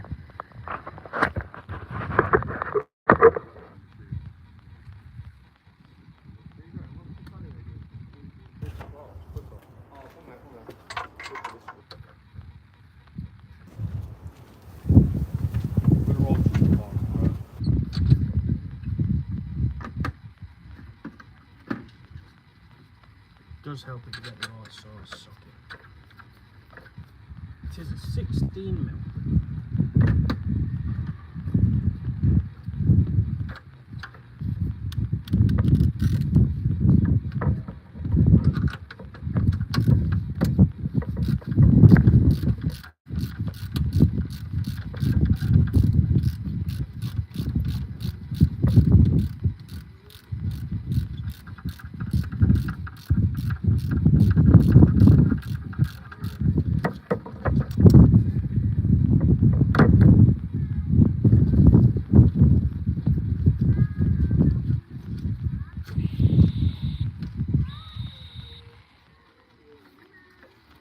So, if I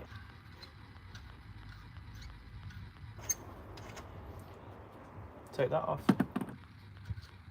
take the little protector off, and then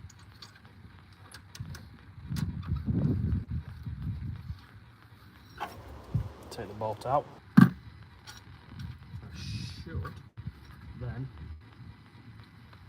I might have to obviously might have to get 2 pry bars just to be able to try and prise it open. I'll show you a bit of a technique for that. There just for a moment while I go and get another pry bar.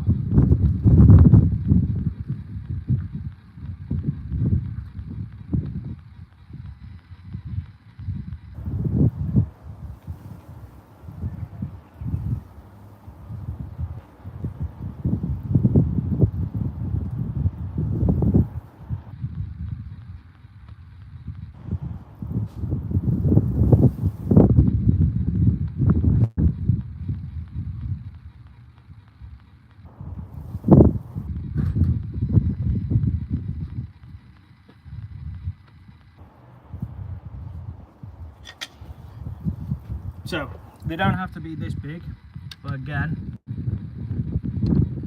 simply get them in, use them against each other, which should give you enough wiggle room,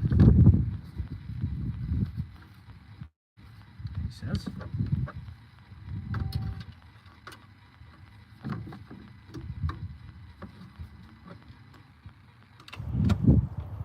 Try that again.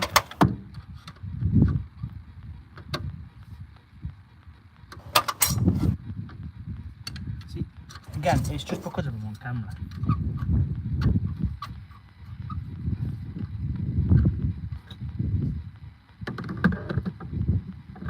If I weren't on camera, this would have come straight up.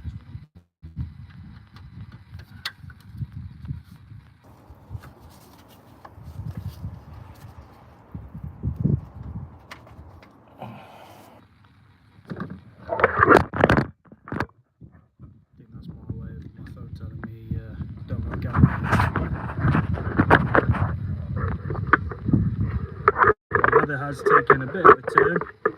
It's not as nice as what it was. I'm not saying that that's a massive problem, because it was. My phone is just...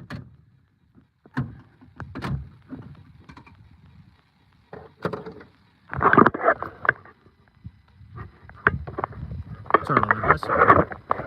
Trying to get you in the best location so you can see, but then at the same time also it be okay.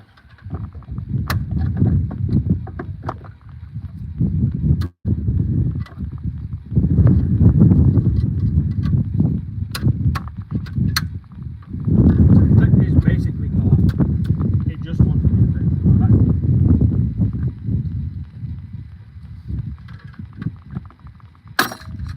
There we go. If in doubt, persuasion. Right. That's still connected, mainly because of this bracketry down the bottom end. What we will do is, for now, there is a few bits of wiring that is on the gearbox. And we need to get the battery off. And once we get the battery off, the boot won't be able to work, so obviously that's why I've left it open for now. So yes, it will be a case of we'll get the battery removed, get the housing, and then we will start. I need to take the under tray off. I also need to get a tray underneath because the gearbox fluid's going to leak out everywhere. So yeah, fun games. Fun and games. But yeah, there's a few wires that connect to the gearbox, so just a case of getting the connector and popping it off.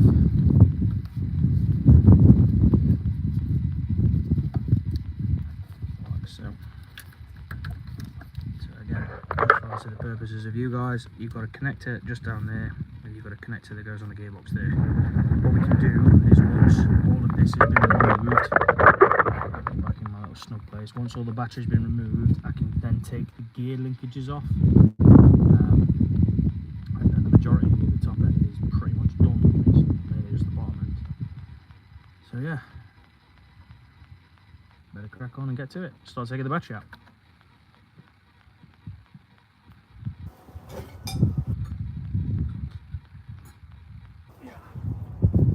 So, got a 10mm spanner. Like I say, the car is now immobile. What we can attempt to do is, don't know how well it's going to go. We try and set it up here so we can see it better. What we need to do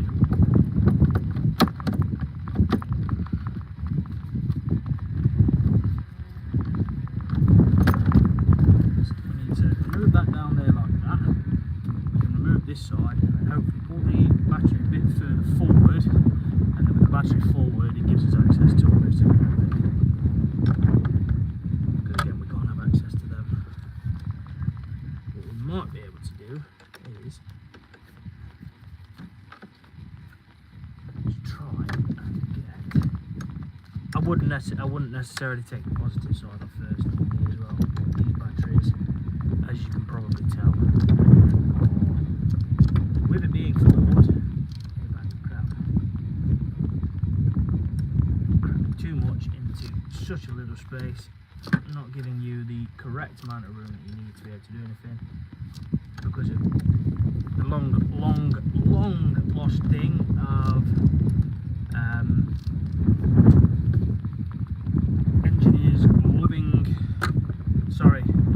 technicians loving design engineers and the way that they do things. Again, it doesn't always work out. Me being the type of technician that I am, absolutely despise the way that design engineers do a lot of things.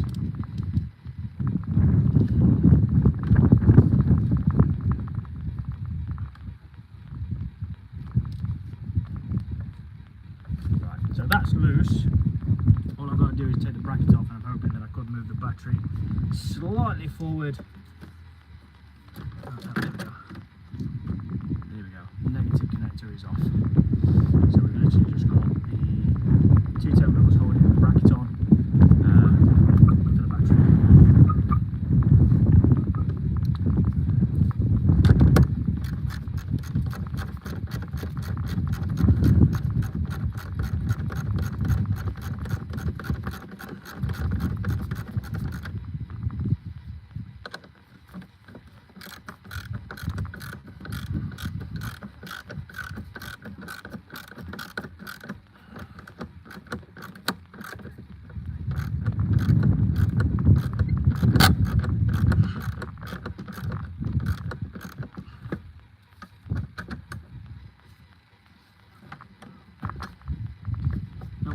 Not lifted enough to be able to get it out. Is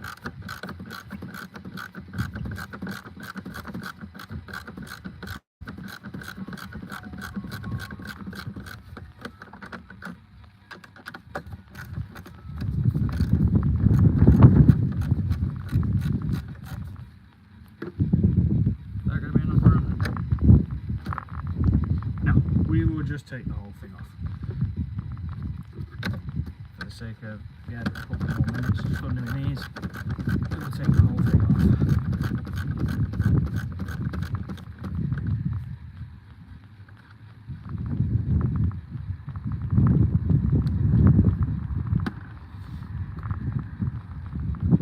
But DRC, so what's, you're still in the chat, what are you doing on this fine Sunday? And by fine, I mean very windy. Not that I'm complaining, it was very hot yesterday. Took the family out to Alton Towers and it was very, very hot. So, them 2 bolts are out, which is going to give me access to remove this. With removing that, hopefully without cutting myself, that's going to allow me access to remove the battery.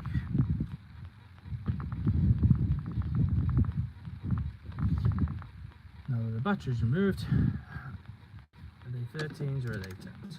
They are 10s. Okay, so we've got 3 10 mils that hold the battery tray in, along with just making sure that all of the wiring is off. I might take the 10 mil off for this breather as well, just here. That's not 10 mil. Right.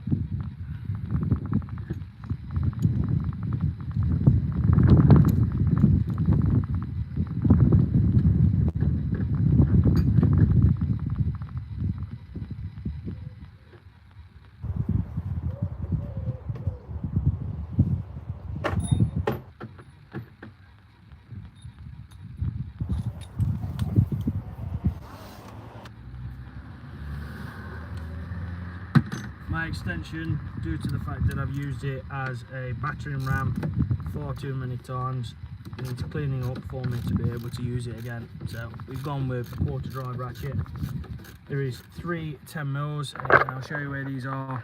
So you've got the one that I'm taking off, you've got one there, and then you've got one in there. There is this that is attached to the side. We might take that off because of, other than that, it's going to allow us to move the battery tray here, whereas if we take that off, it's going to allow us to have free rein all over.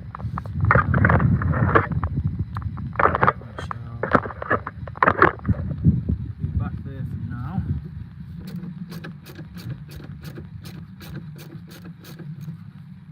Again, don't really know why I'm struggling with this when I could just do this.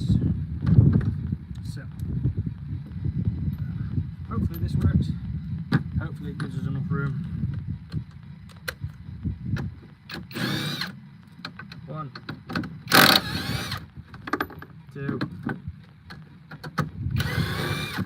and the 3rd. So, remove all of that out of the way, and then yeah, if we take that bolt off there, it should allow us to get this off, and then it'll allow us to get the battery tray completely out.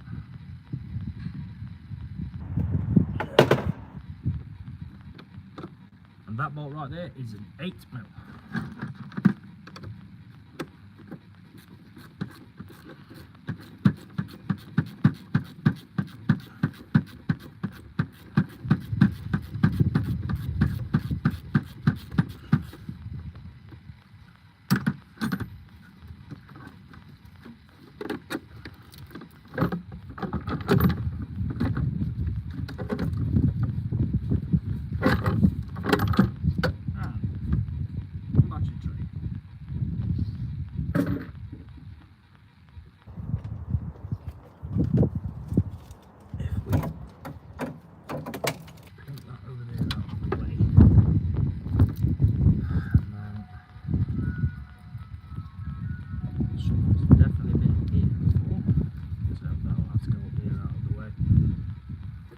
That's gave us loads more access down here, so we can now get the gear cables off, and then we've got the top engine mount. We're going to have to get the under tray and start obviously removing some of the stuff underneath in that first.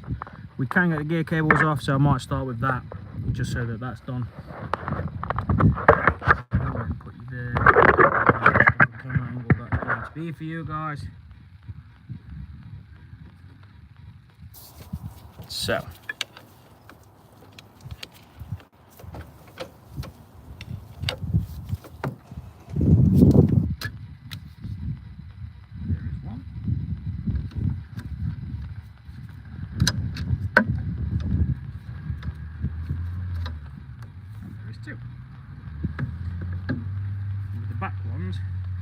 should just be a case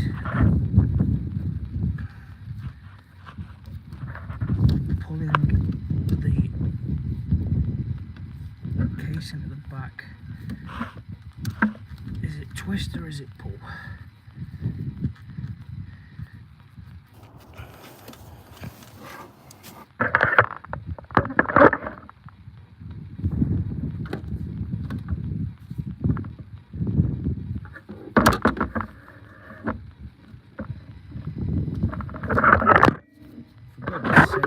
Stupid no.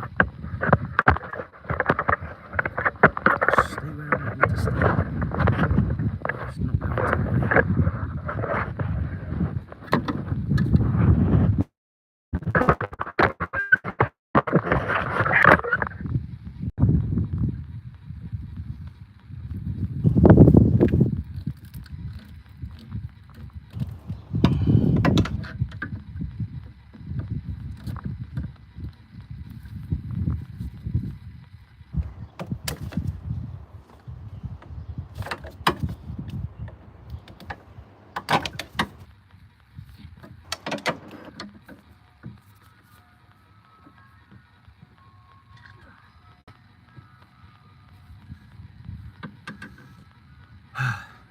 I hope everyone else is having a better Sunday than I am.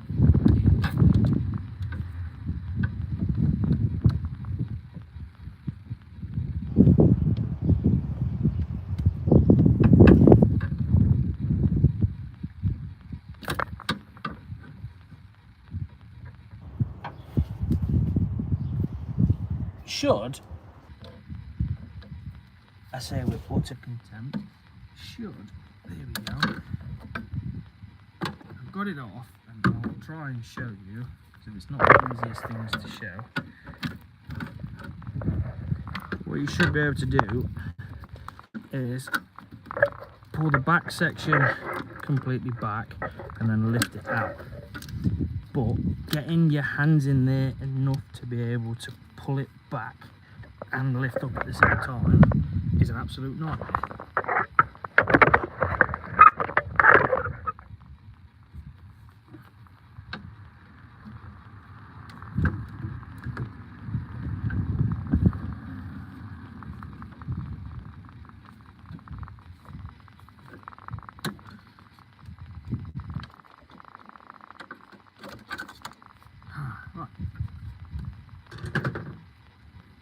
Something so simple just made difficult for no reason. So, gear linkages are now off and out of the way. We have still got the brake bleeder pipe. There is still the bleeder hose thing that I've got from when I actually tried to when I drove the car here, to be fair. So it's still drivable, but it just the clutch pedal keeps cutting in and out, so it's not that ideal. But we're now going to go underneath. We're going to take the under tray off, and then we need to look at getting the drive shafts out. So we might just take the lower arms off and then go from there. Should we look at the drive shaft first? No, not the drive shaft, because we need to get the under tray off so that we can catch the oil, because it's got gearbox fluid in it. I'm going to put the battery in the battery tray in the boot, and then we're going to get the under tray off.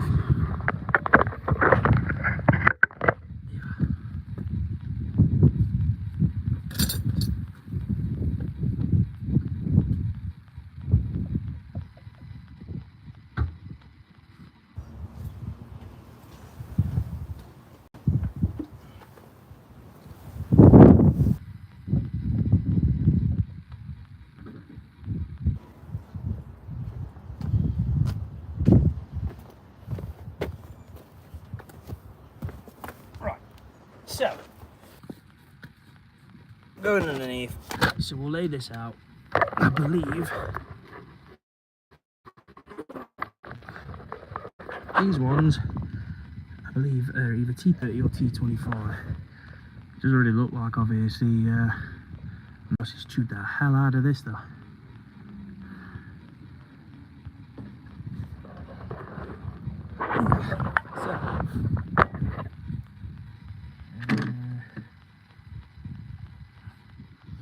There we go. We've already got one glove down. I'm surprised we've lasted, what, nearly just 2 hours. We have lasted 2 hours with one pair of gloves. So we're doing okay. We are doing okay.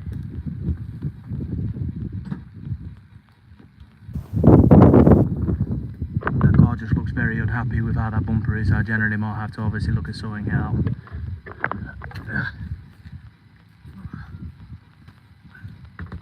So, let's get the under tray off.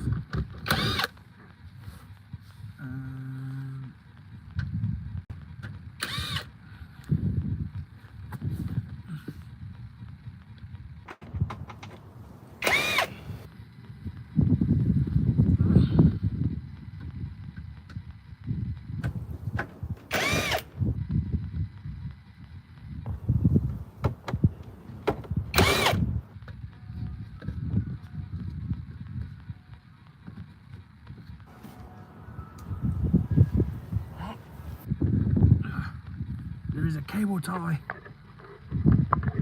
Who puts a cable tie on the tray?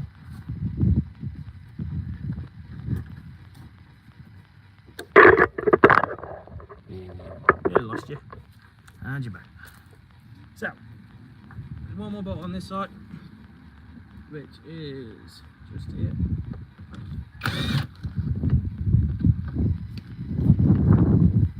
The other side's cable tied off. So we'll get the cutters, cut that off, and then the under tray's off.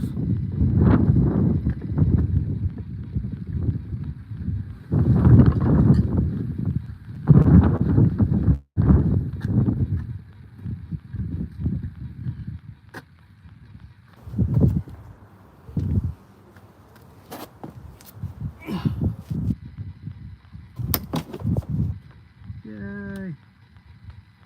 The tray's off. Let's go.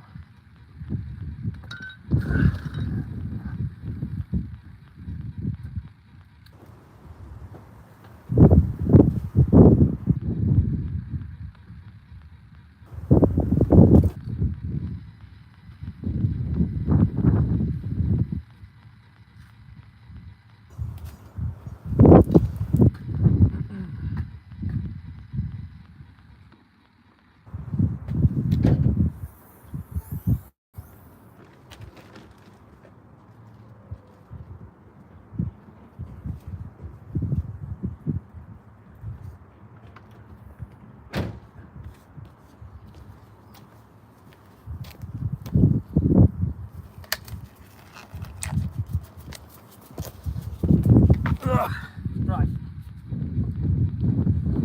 we're back. So,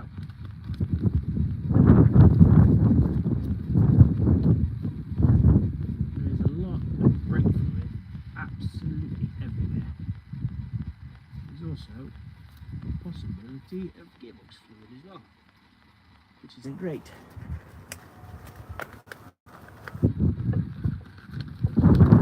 So this had the clutch, flywheel and slave cylinder last year, and somehow, and I actually don't know how, somehow the slave cylinder is gone again. But yeah, we need to get the lower arms out, or I could just yeah, I think the lower arms would be the better shout. We take the lower arms off. Everything under here is rusty, but nothing seems like it's actually gone through.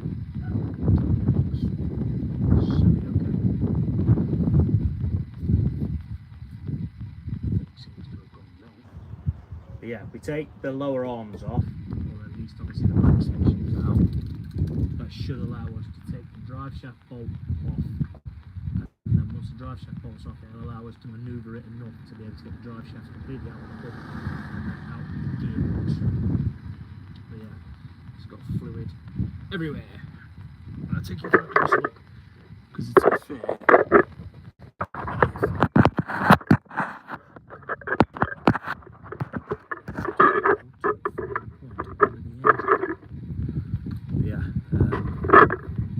Just here, there is fluid, and this, I believe, is leaking from, that's the clutch slave cylinder, so that's all brake fluid. So it's basically leaking from the top, dripping down, coming round, and then obviously ending up all over here. So it's not ideal. Yeah, we've got the bottom engine mount just there, and then we've got the top engine mount, and then we've got the top engine mount as well. When we've taken them off, we'll have to obviously put something underneath the sump just there, so that we can take the gearbox off, obviously without the engine dropping down. But yeah, it's a case of just finding things when they're in the way, and obviously taking them off.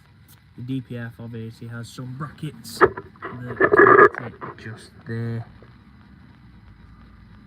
It is a pain in the backside, I remember it from last time.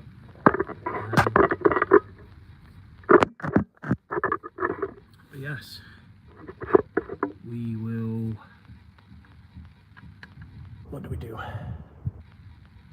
I think we start with the lower arms. If we start taking the lower arms off, we can start getting the drive shafts out. With the drive shafts out, we can at least just take all of the fluid off. With all the fluid out, we can obviously sort all of that out.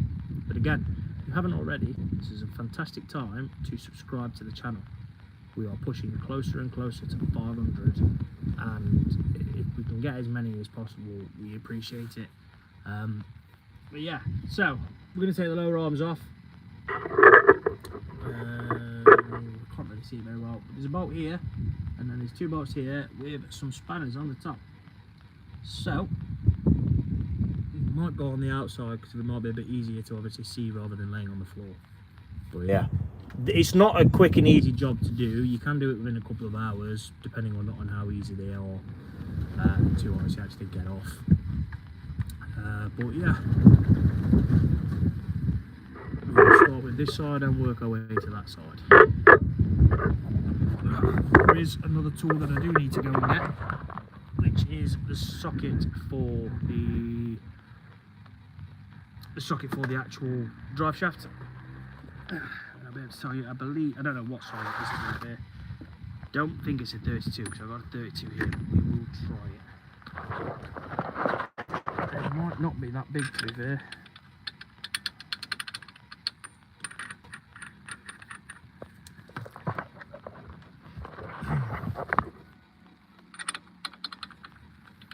No, so it might be 30, so it might be okay. Again, I apologise for the camera. We do have a stand, but it did break today. Due to the wind, it fell over.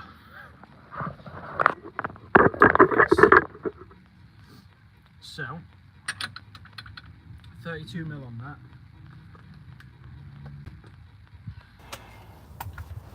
get the gun, we will soon see if this works.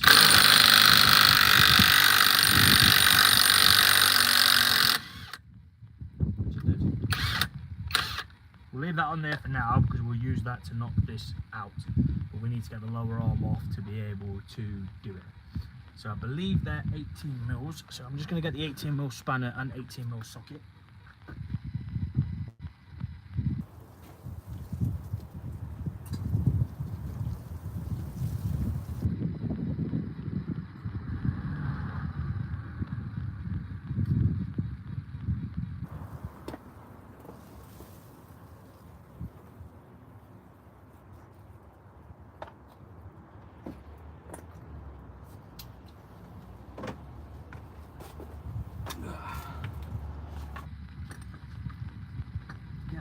Looking around at something that I've just sat on.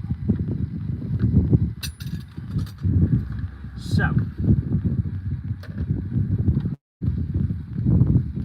first things first.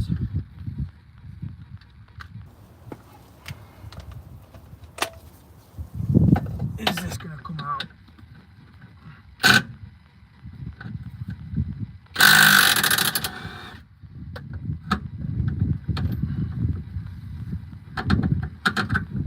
Easier than I thought. 18 mil bolt for the front section of the lower arm. We go into the back section right now, which is just there. What we have to do, and I need to double check to make sure that this is 18 mil. I may be wrong, maybe 21. Let me go get some more spanners.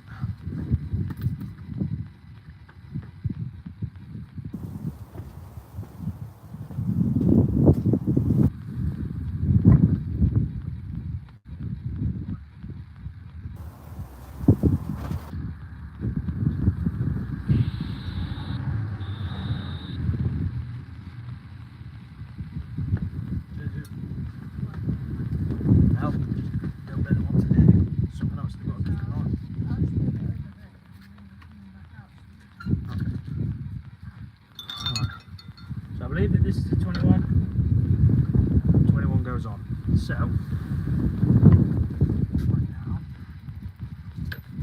turn around. We should. Be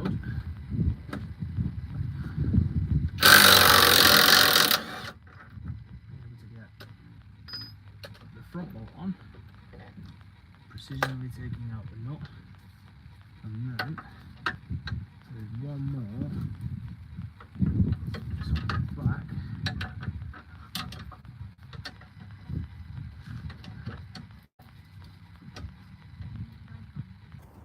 You can do, mate, yeah. Orange juice and lemonade, please.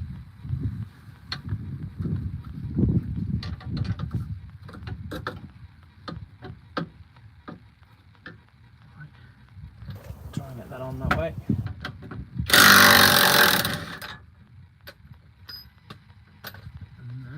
Again, if we try to strategically, that did not work. Wasn't very strategic.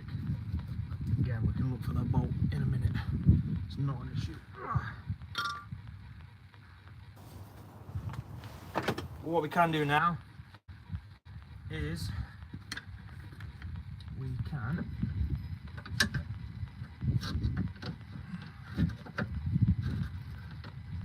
try and get a pry bar in behind.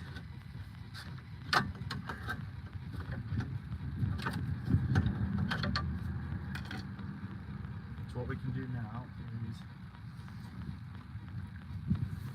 now that we have some movement in the arm, like that, the drive shaft is about ready to come out of the gearbox. The fluid's going to leak out everywhere, so I'm going to go get a drip tray.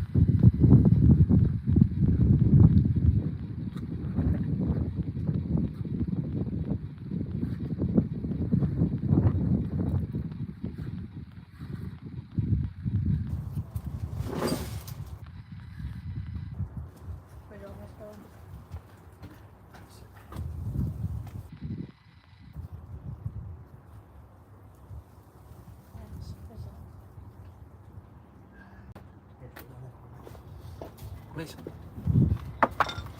You right?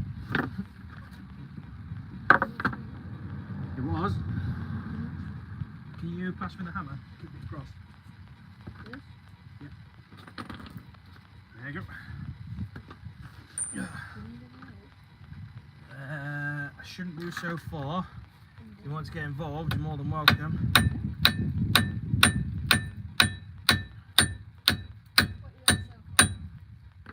So, most of the top end and that's off. See, so what I've just thought now, I don't even need to take this out.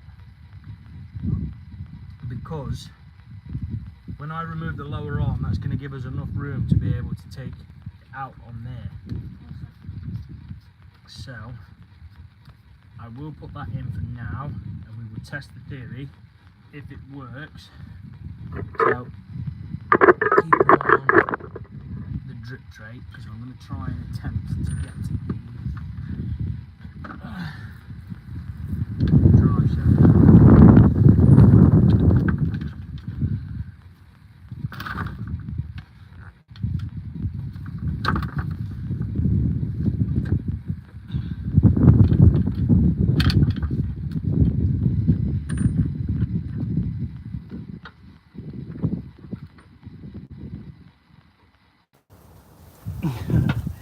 Thank you very much, KRS.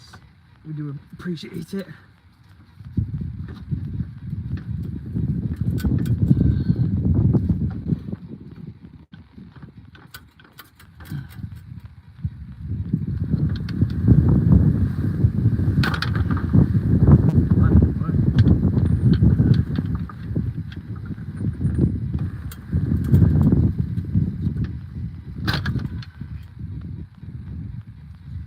Right, so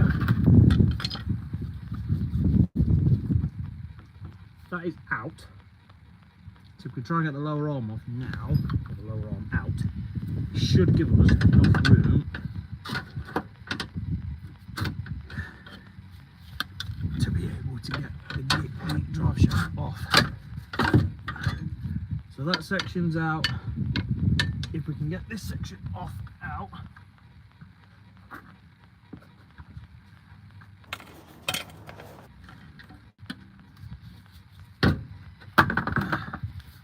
like so. Oh, hang on, there is a spider in the drip tray. Go over there.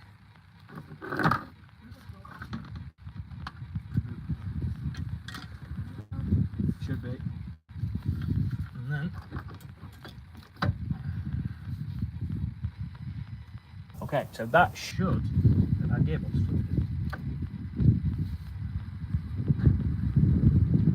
Might be a good idea anyway, is to try and get the drive shaft completely out, just so it's out of the way.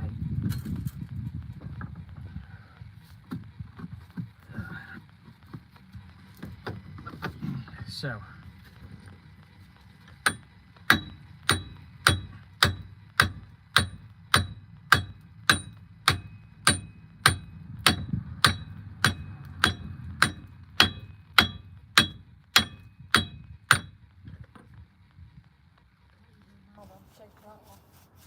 yeah, so the drive shaft's coming out, and then we've got to obviously work on getting the exhaust off.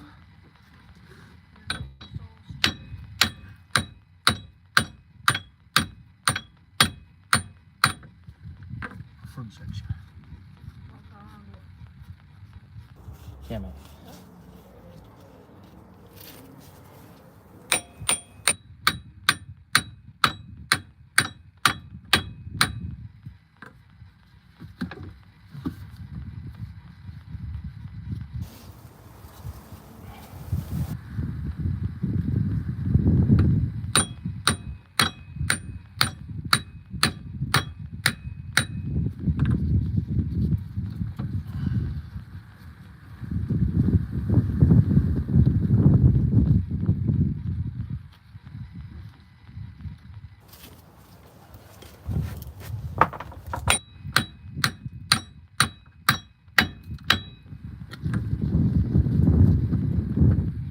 drive shaft wants to just be stubborn.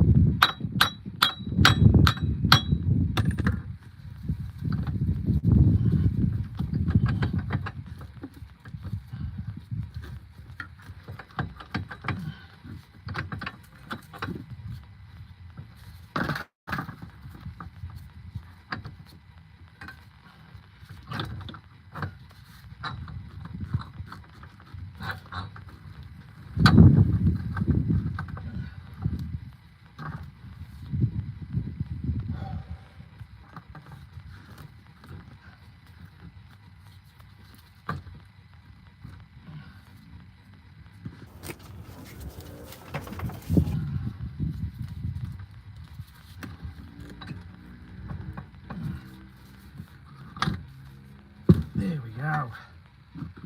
After a lot, and I mean a lot of persuasion, double check because we don't want fluid going all over the driveway. But after a lot of persuasion,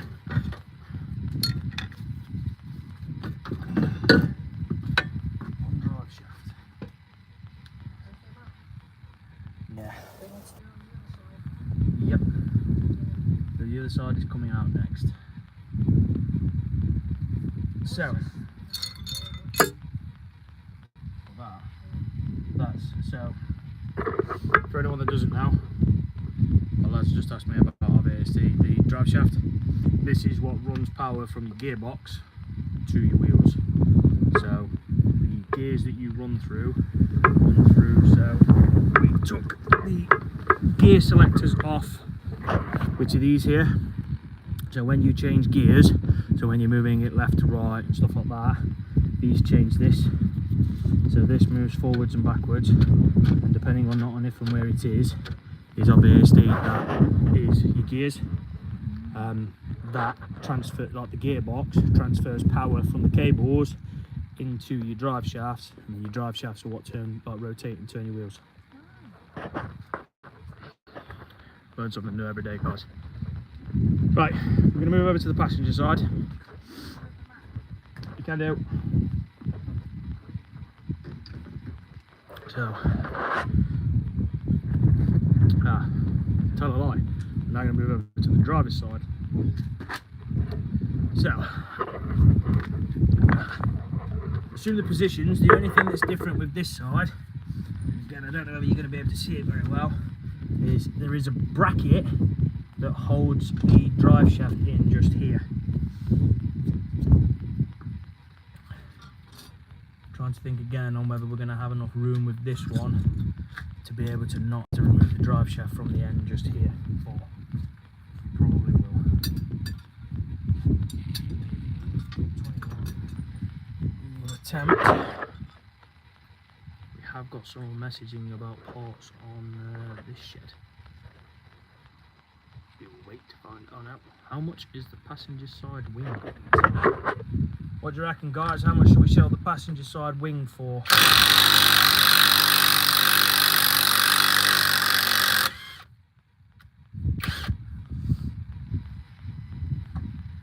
Right. So, always seems to get stuck on. 18mm. So 32mm for the drive shaft bolt.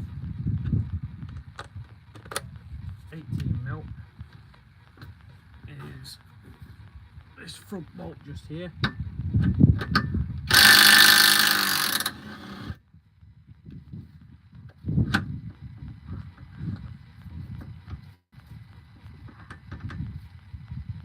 Which the other side wanted to come out a lot easier than what this one has.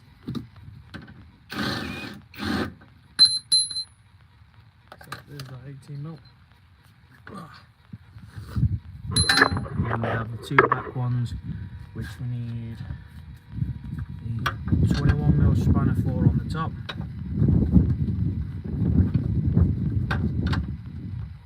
So if we hook that on like that, and then get the 18mm underneath.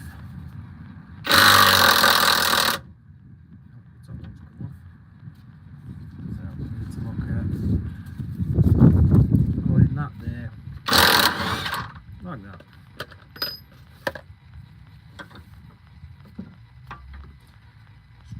Strategically the work that you need it, to be fair.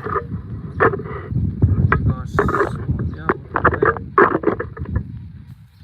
because I think I need to go in this way to be able to gain access to this black bolt.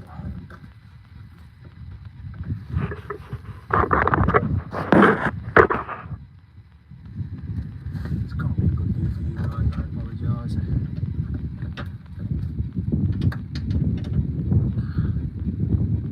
That one's on.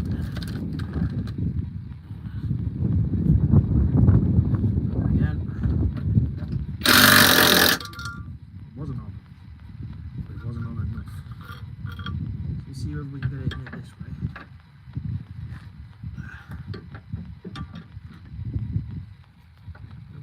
We're going to be able to.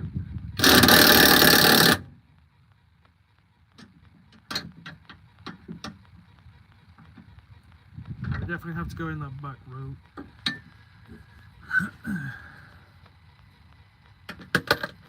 Did it. I'd take pictures or it didn't happen, but it's literally a live camera going off right now. See, they're not hard, they're just very awkward to get on.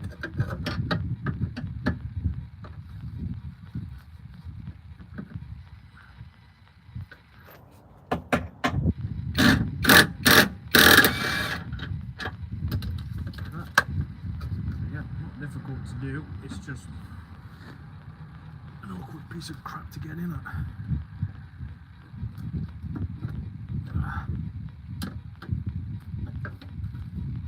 But again, anyone that's still in the video, new to the channel, subscribe. The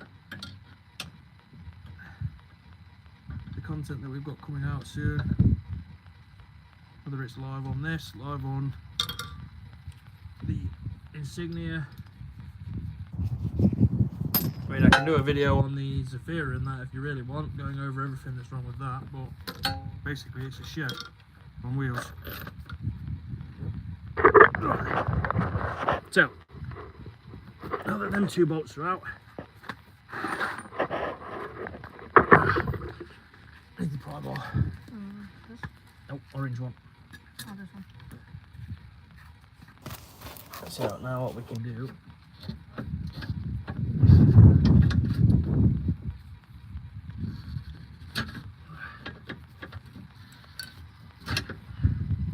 get so close and then just decides to fail.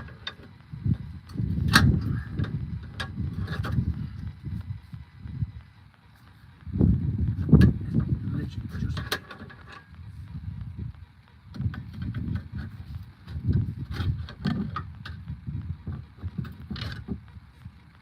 so that's that one. That's that one.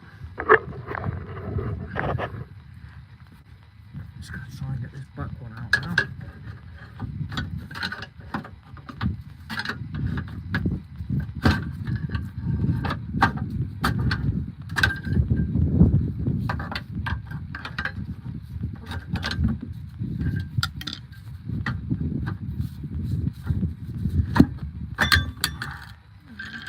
There we go. They are just very awkward to get on and off. Right. Now what you need to do, you're going to do it. I'm going to get the little one to obviously do this. Hammer that. Yeah. So you need to, this bolt here, you're going to hammer it.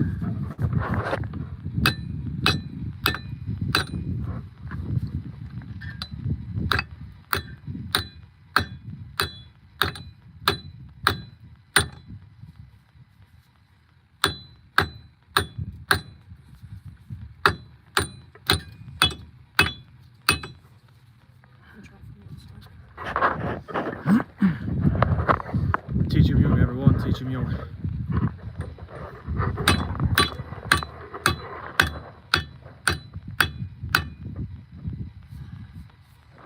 Is it going? I know, bloody clue.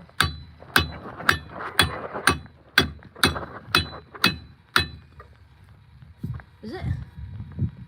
No. What do you mean no?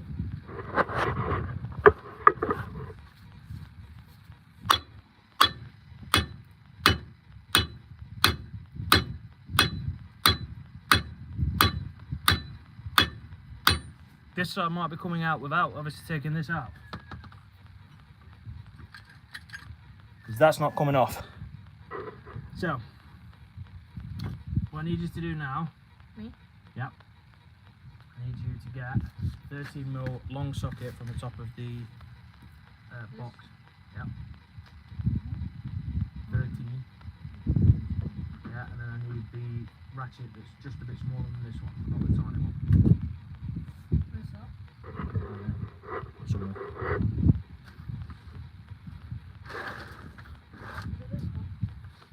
Is that a bit smaller than that, but not the smallest one? Yeah. There we go then. That is the one that we're after. So, I'm going to now take the two 13mm bolts out that obviously hold the bit of the drive shaft in. So, one just here.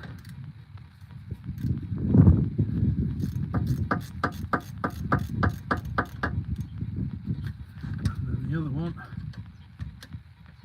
on the top. I can't see it very well from this angle.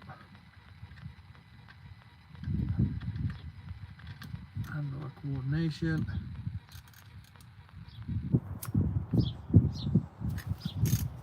And we got it. So this bracket holds the drive shaft in place.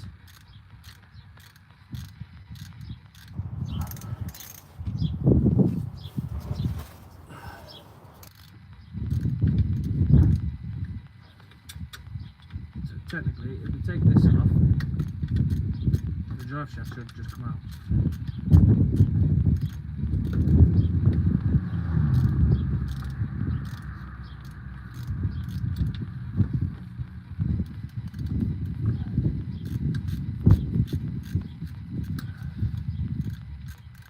Definitely easier said than done, this is.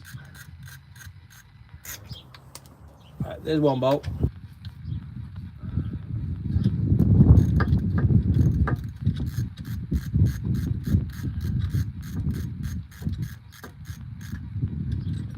There's two bolts, there's the bracket.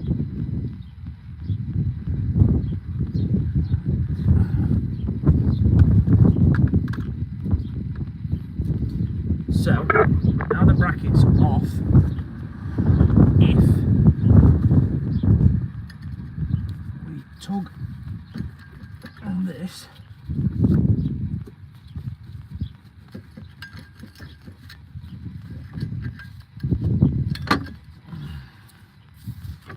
like so,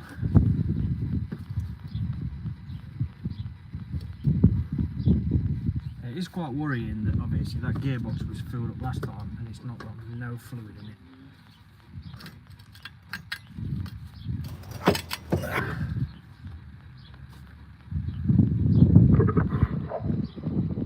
Fold. Absolute fold.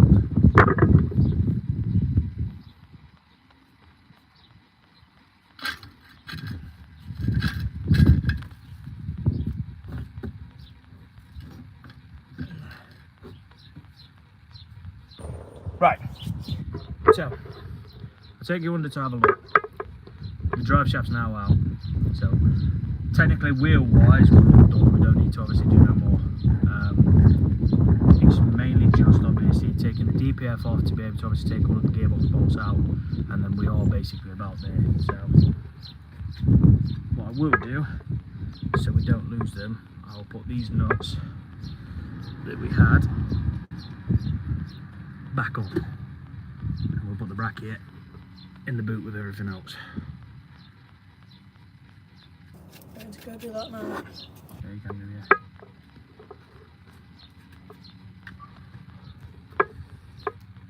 I hope everyone's enjoying this video.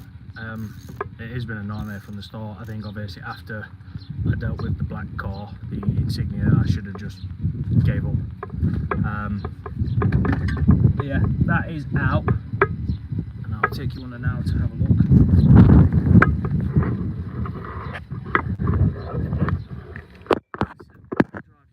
Out of the gearbox.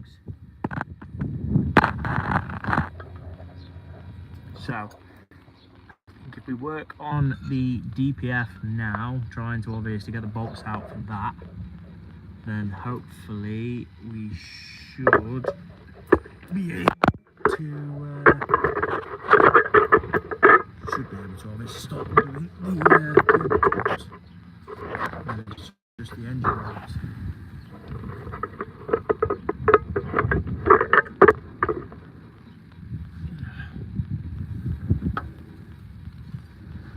Trying to remember and figure out what bolts these even are.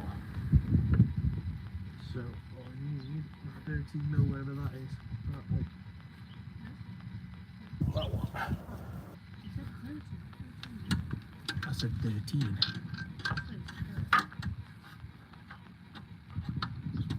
See, this was the problem that I remember last time.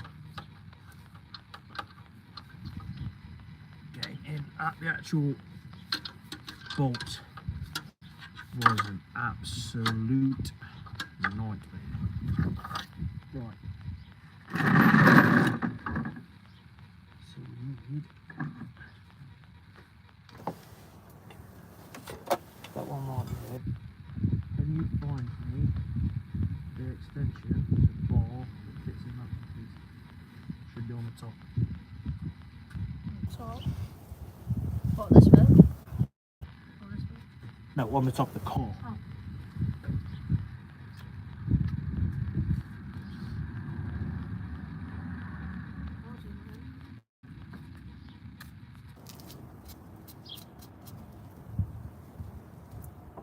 I'm very worried though, obviously there's no gearbox fluid in it.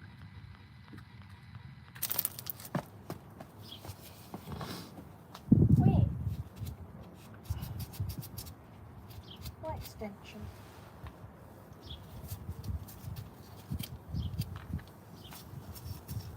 Is it one of these? These things? Yeah. It's not there. If I could open the front straight away.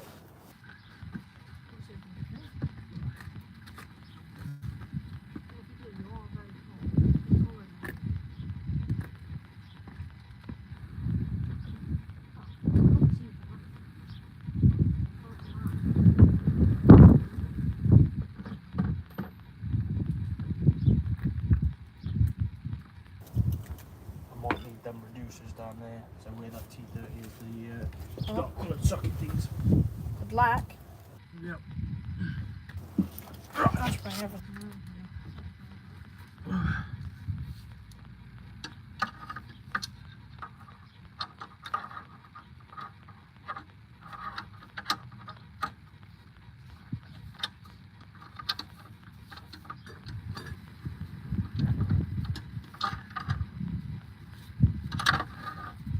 Doesn't want to fit, definitely needs to be that long 13 that I had. 13.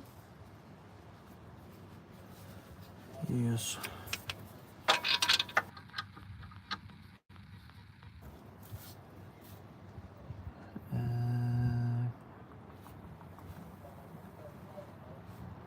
Don't know if that's gonna fit. It may fit, but the temperature sensor is in my way.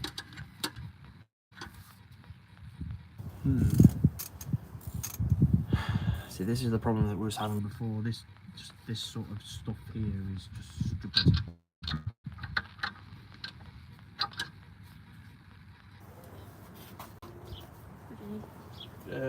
The red box that's over there. This? Yep. And then I need the extension and the little ratchet.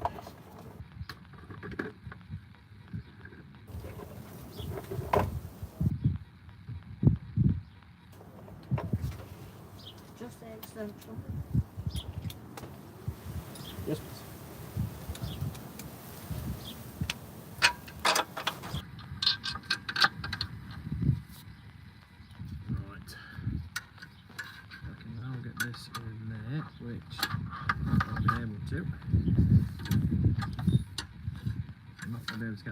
So, no. Oh, I've had enough for today, guys. I think I'm going to leave it there for now. I've been going for, what, just shy of 2.5 hours. And nothing seems to have gone right today. So, I'm going to call it there for now.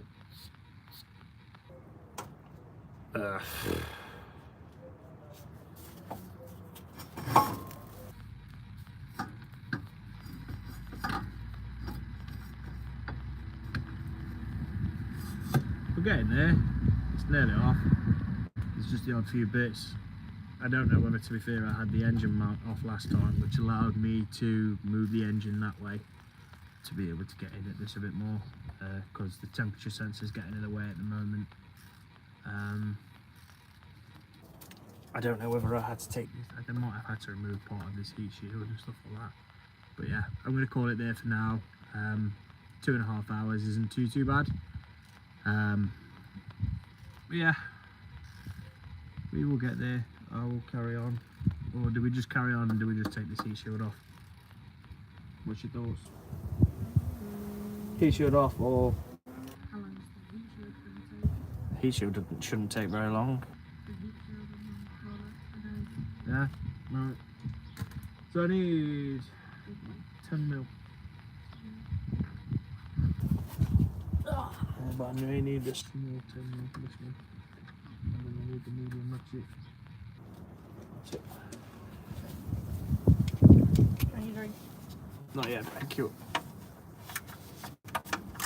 Because I believe this doesn't come off all the way, if I remember, because all of the sensors are not there on it.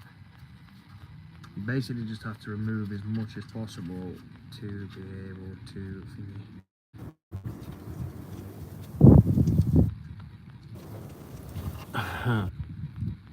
It is very true. If anyone has got any questions,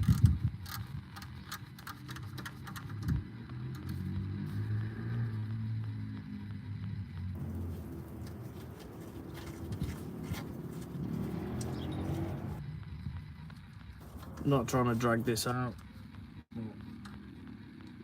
2.5 hours of working on cars is more than enough for one day. I'm going to go back up top, take obviously the two 10 mils for the heat, bottom of the heat, from the top of the heat shield. Please move.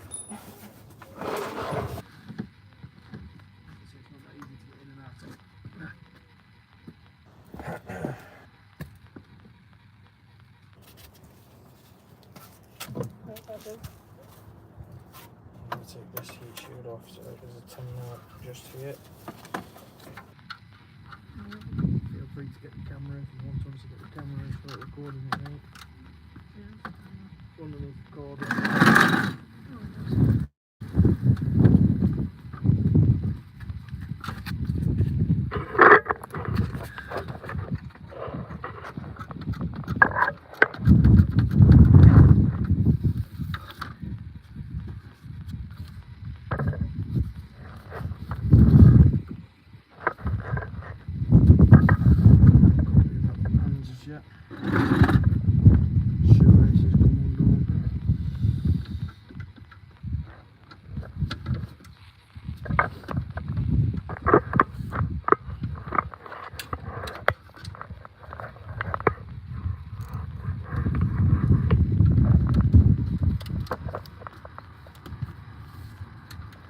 Tell you what, there will be 2 seconds.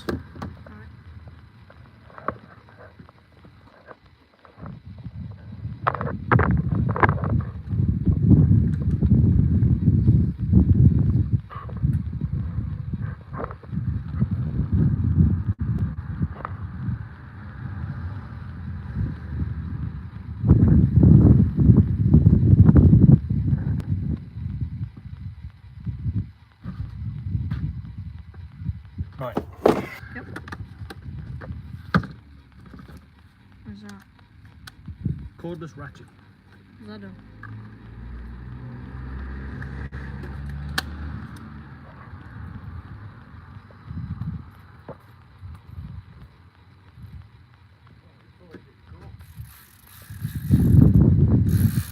Ah, it's just one of them. But, alright. Cameraman, Yeah. you're not doing a very good job. Watch where you pointing the camera. I'm not. You can even turn the camera around if you want to. Right. Bear with me 2 seconds, guys. So, I'll put the big ones out now, rather than obviously messing around. I don't even know whether it's going to fit.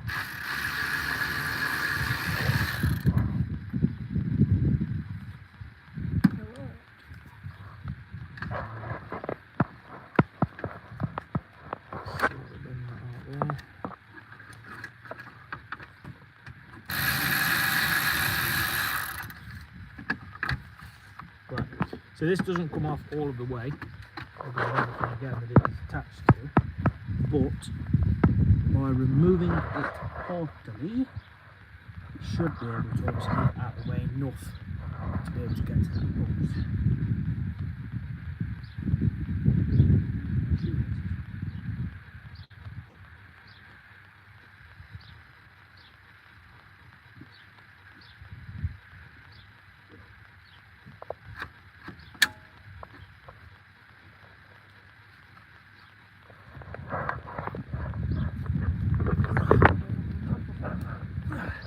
Wherever you want to, and we're bouncing between the two.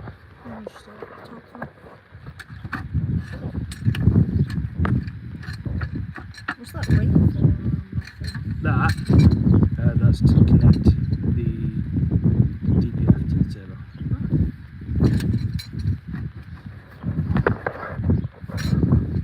So how's everyone's Sunday going?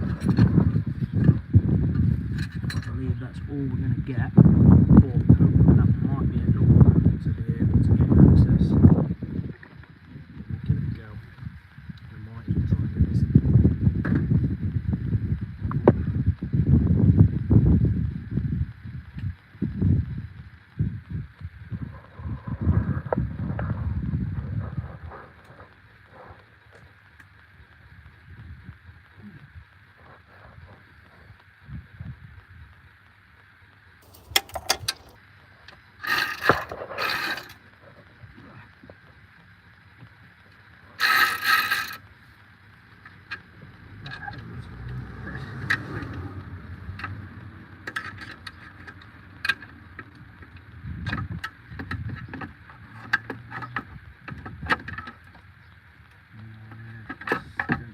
Some sort. I might be able to do it. Just try this to extend it slightly. I don't know if it will work. We'll put a couple of the reducers on. And then put that on. And then we can see whether it works.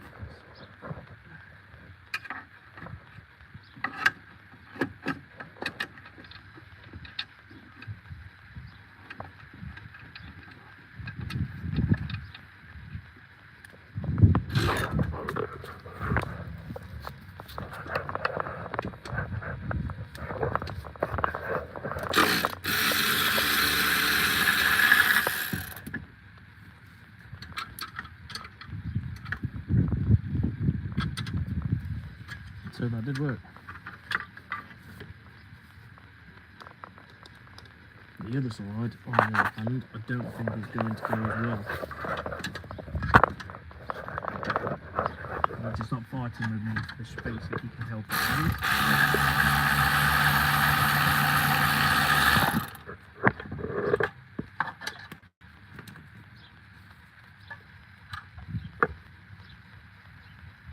So there's one. The other one is in even worse place because of it's up here.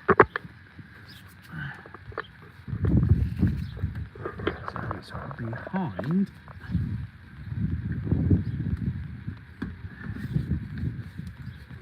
Which I'm definitely not going to be able to get this out. I might be able to look at getting a little extension of the ratchet.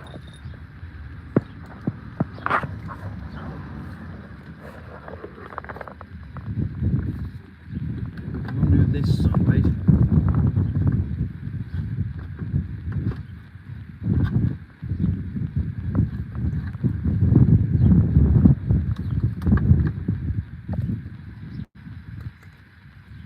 The major problem that you have is getting it in, and then once once it's in, actually turn it.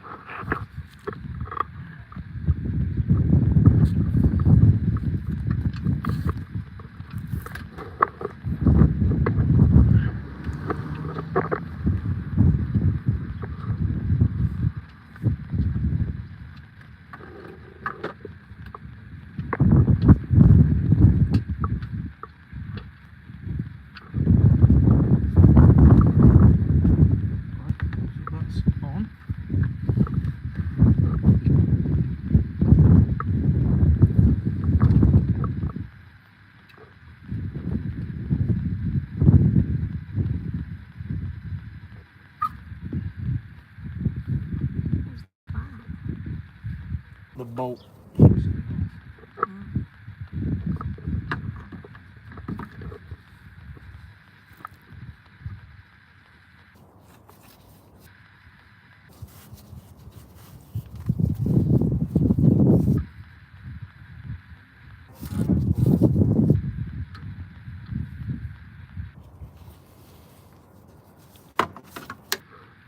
Obviously, we put the ratchet on the right way. What was it on the right? Yeah, Right I one. was just trying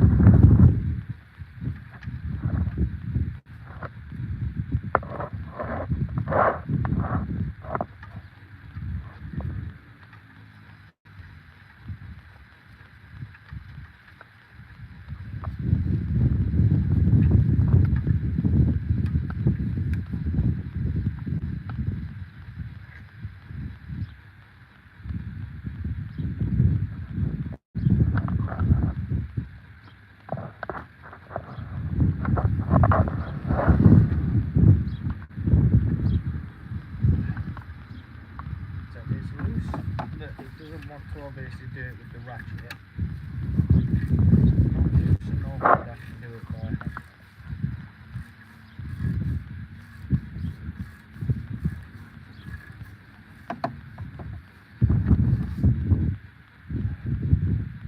Very tiring down here. Is it?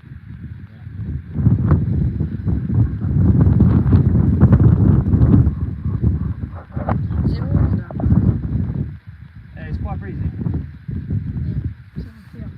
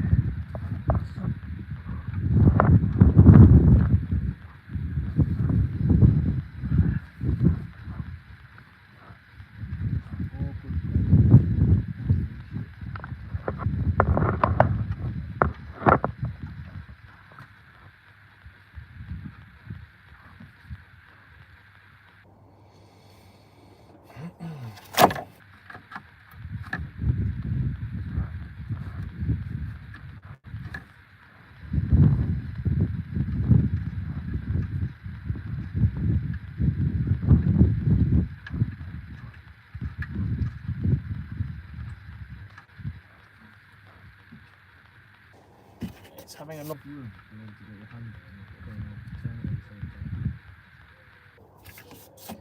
time. Can't do it on my left hand, I can't.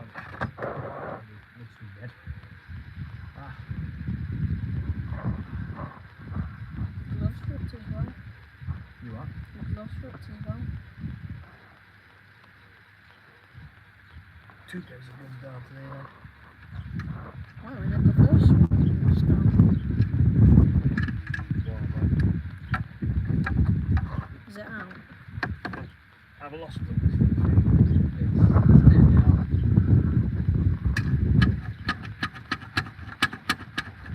That's going to give us that much more room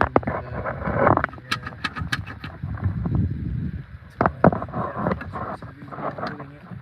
Mm. And for anyone that asks why, I can show you in a minute when I've actually got it.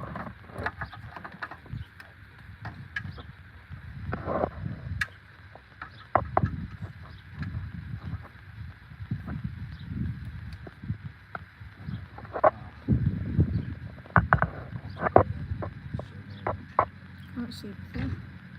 Oh, there it is.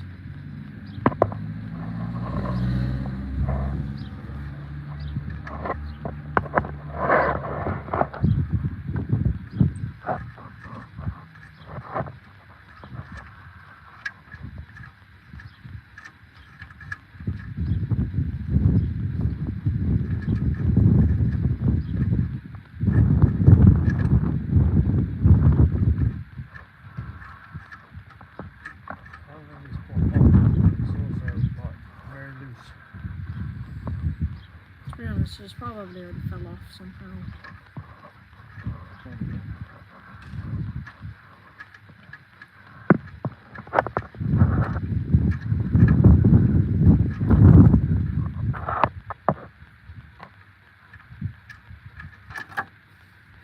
Is it off?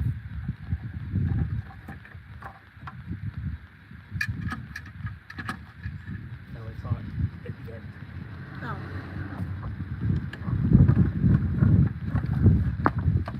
Worst thing about it is, even when this bolt is off, don't get the bleeding back on again afterwards.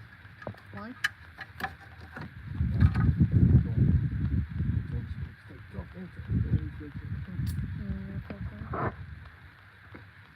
I believe they're off. That is an awesome tool, to be fair. There we go. It is off. Right.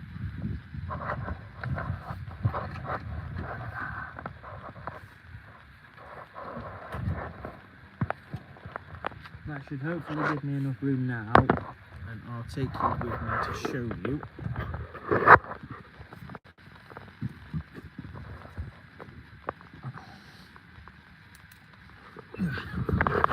We're doing all of this for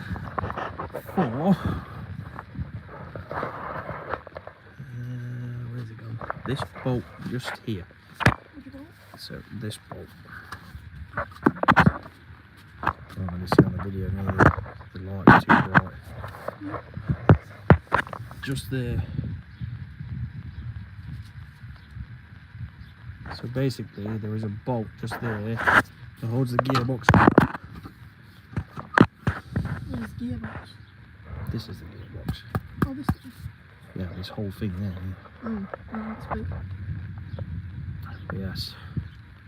So we basically needed to get the DPF off so that we can Is this part get of to the that gearbox? finish. That's the engine mount. Don't you have to lift that up? Let's take it off.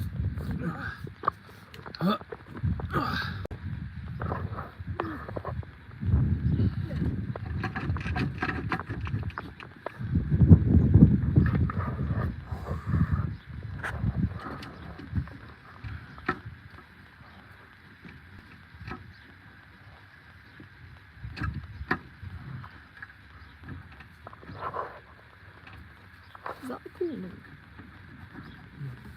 It's not doing too much. So close to being off, not enough. I literally need that so that it can just free off.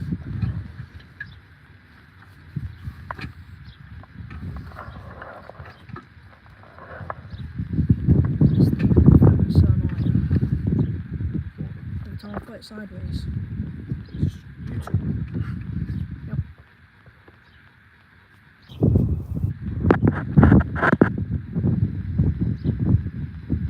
It's on the edge.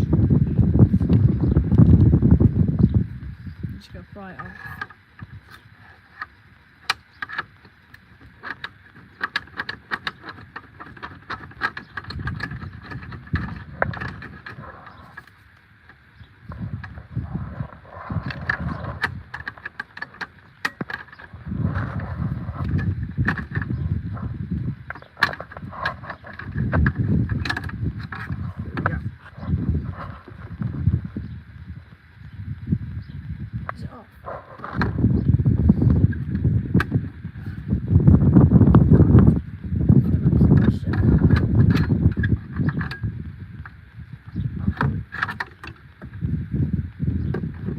The idea behind it is so I can move, come off of this side, and needs to basically go back on this side, so I can straighten it out. What do we do with the handle?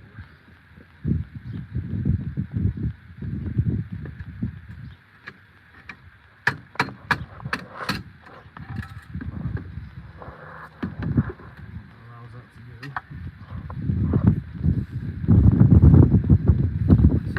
This side.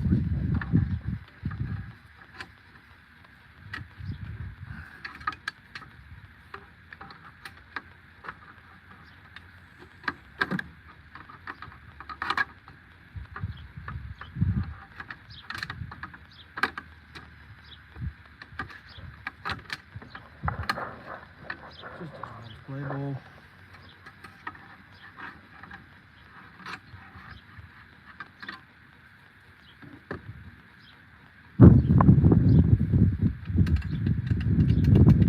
It's been 3 hours. 3 hours and 1 minute. God damn.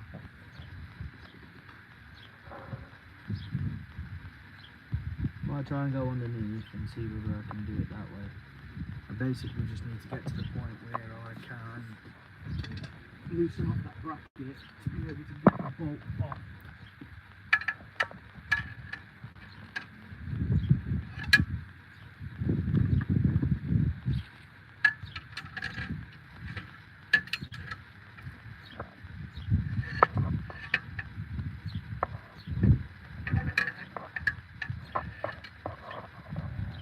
The issue is the bolt itself. No, what's wrong with the bolt? The bolt obviously that is holding on is the bolt that's in the way.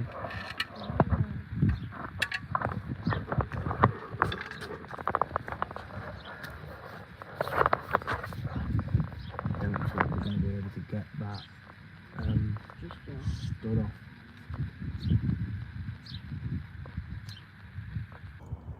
I'm gonna have to leave it at that then. Not necessarily.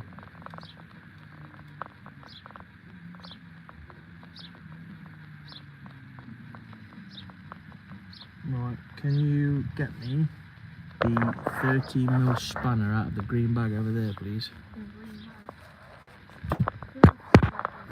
1313. Can't really see it very well, but there's a bolt just underneath that cooler.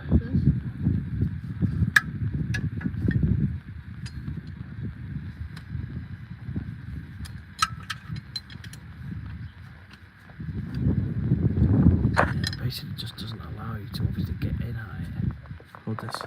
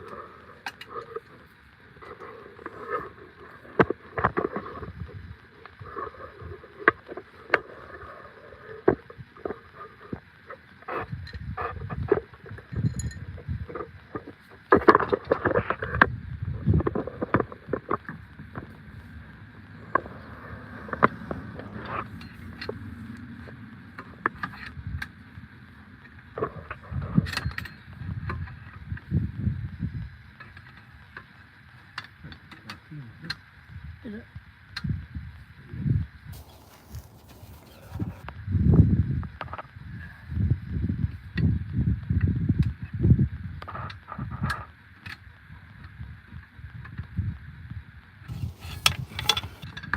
Nope, I'm going to call it there for now before I get too frustrated with it. Absolutely despise this car. It was a nightmare before. I kind of had an inkling of how to do it, but it's just not going right. So we'll patch all up and then we'll call it there for now. I can't be bothered.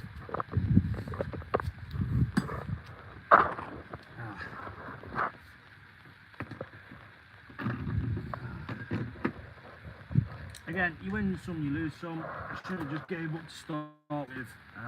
The moment that started going wrong, it was never going to go wrong. I hope everyone else has enjoyed the content. I've tried to make it as good as possible with the situation.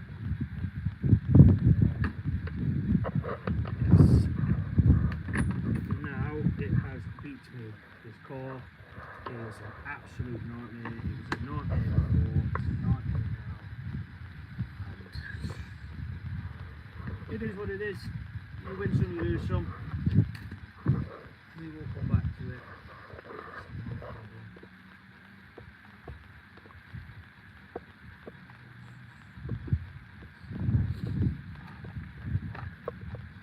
Use the crap out of it. I wonder what I've gone on. That goes all like that.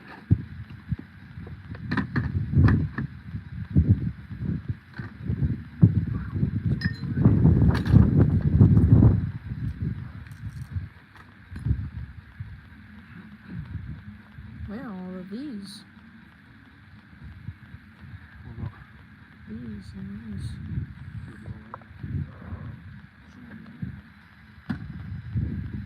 it's still live. I'll turn it off.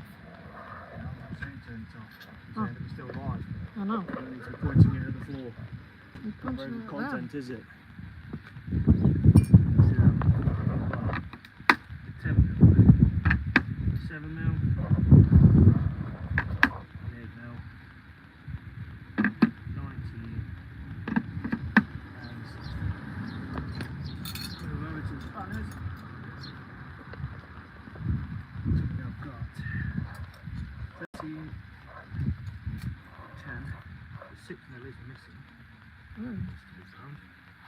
18, 19, 21 is missing. 20, 21's there. Oh yeah. 21's there, that's it. I have just dropped the 21 on my finger. Did that work? Up a bit.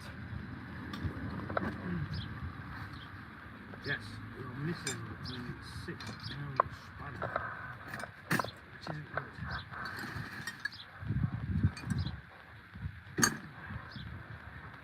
Probably buy that somewhere. We haven't got tablets yet.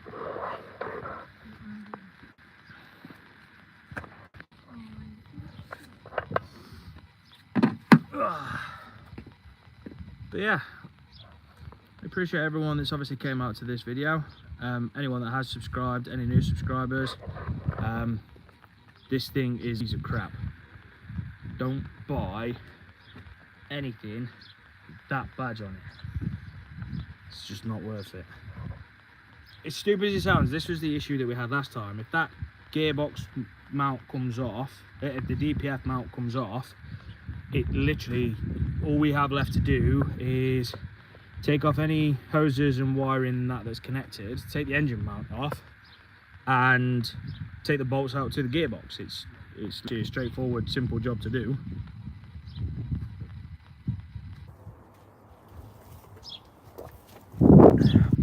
Should be. But yes, we are going to call it there. We've been out here for 3 hours dealing with this. What you will need to do is hold this a second, because if I do need to set.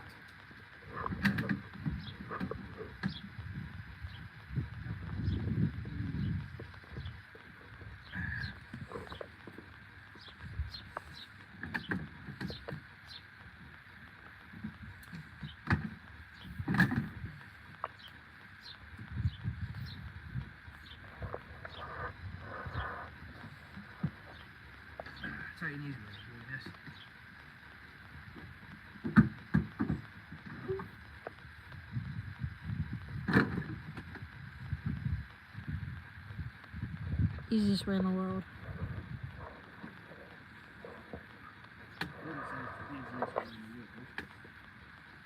Probably not. It's probably an easier way, but still easy.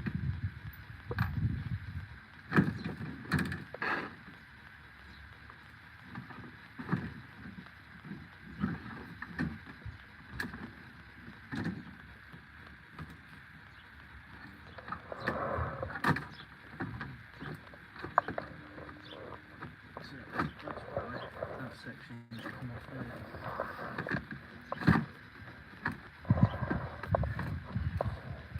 Now it's on.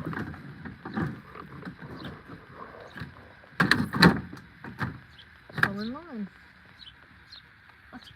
Yeah. I just got to screw that on. We'll blame the jack. The jack is the one that obviously ripped it out when I was removing the subframe. Ah. What even happened to this? It fell over. Oh, so this just fell over and snapped, yeah. But yeah, that is pretty much all packed up. A few bits that are obviously just lingering around, but that's where we're going to call it for now, guys. We will be back on this hopefully soon. I wanted to get it done today. I just, with how the insignia went, it just all went downhill to start with. But yeah, I hope you've enjoyed this video. If you have, anyone new here, please subscribe.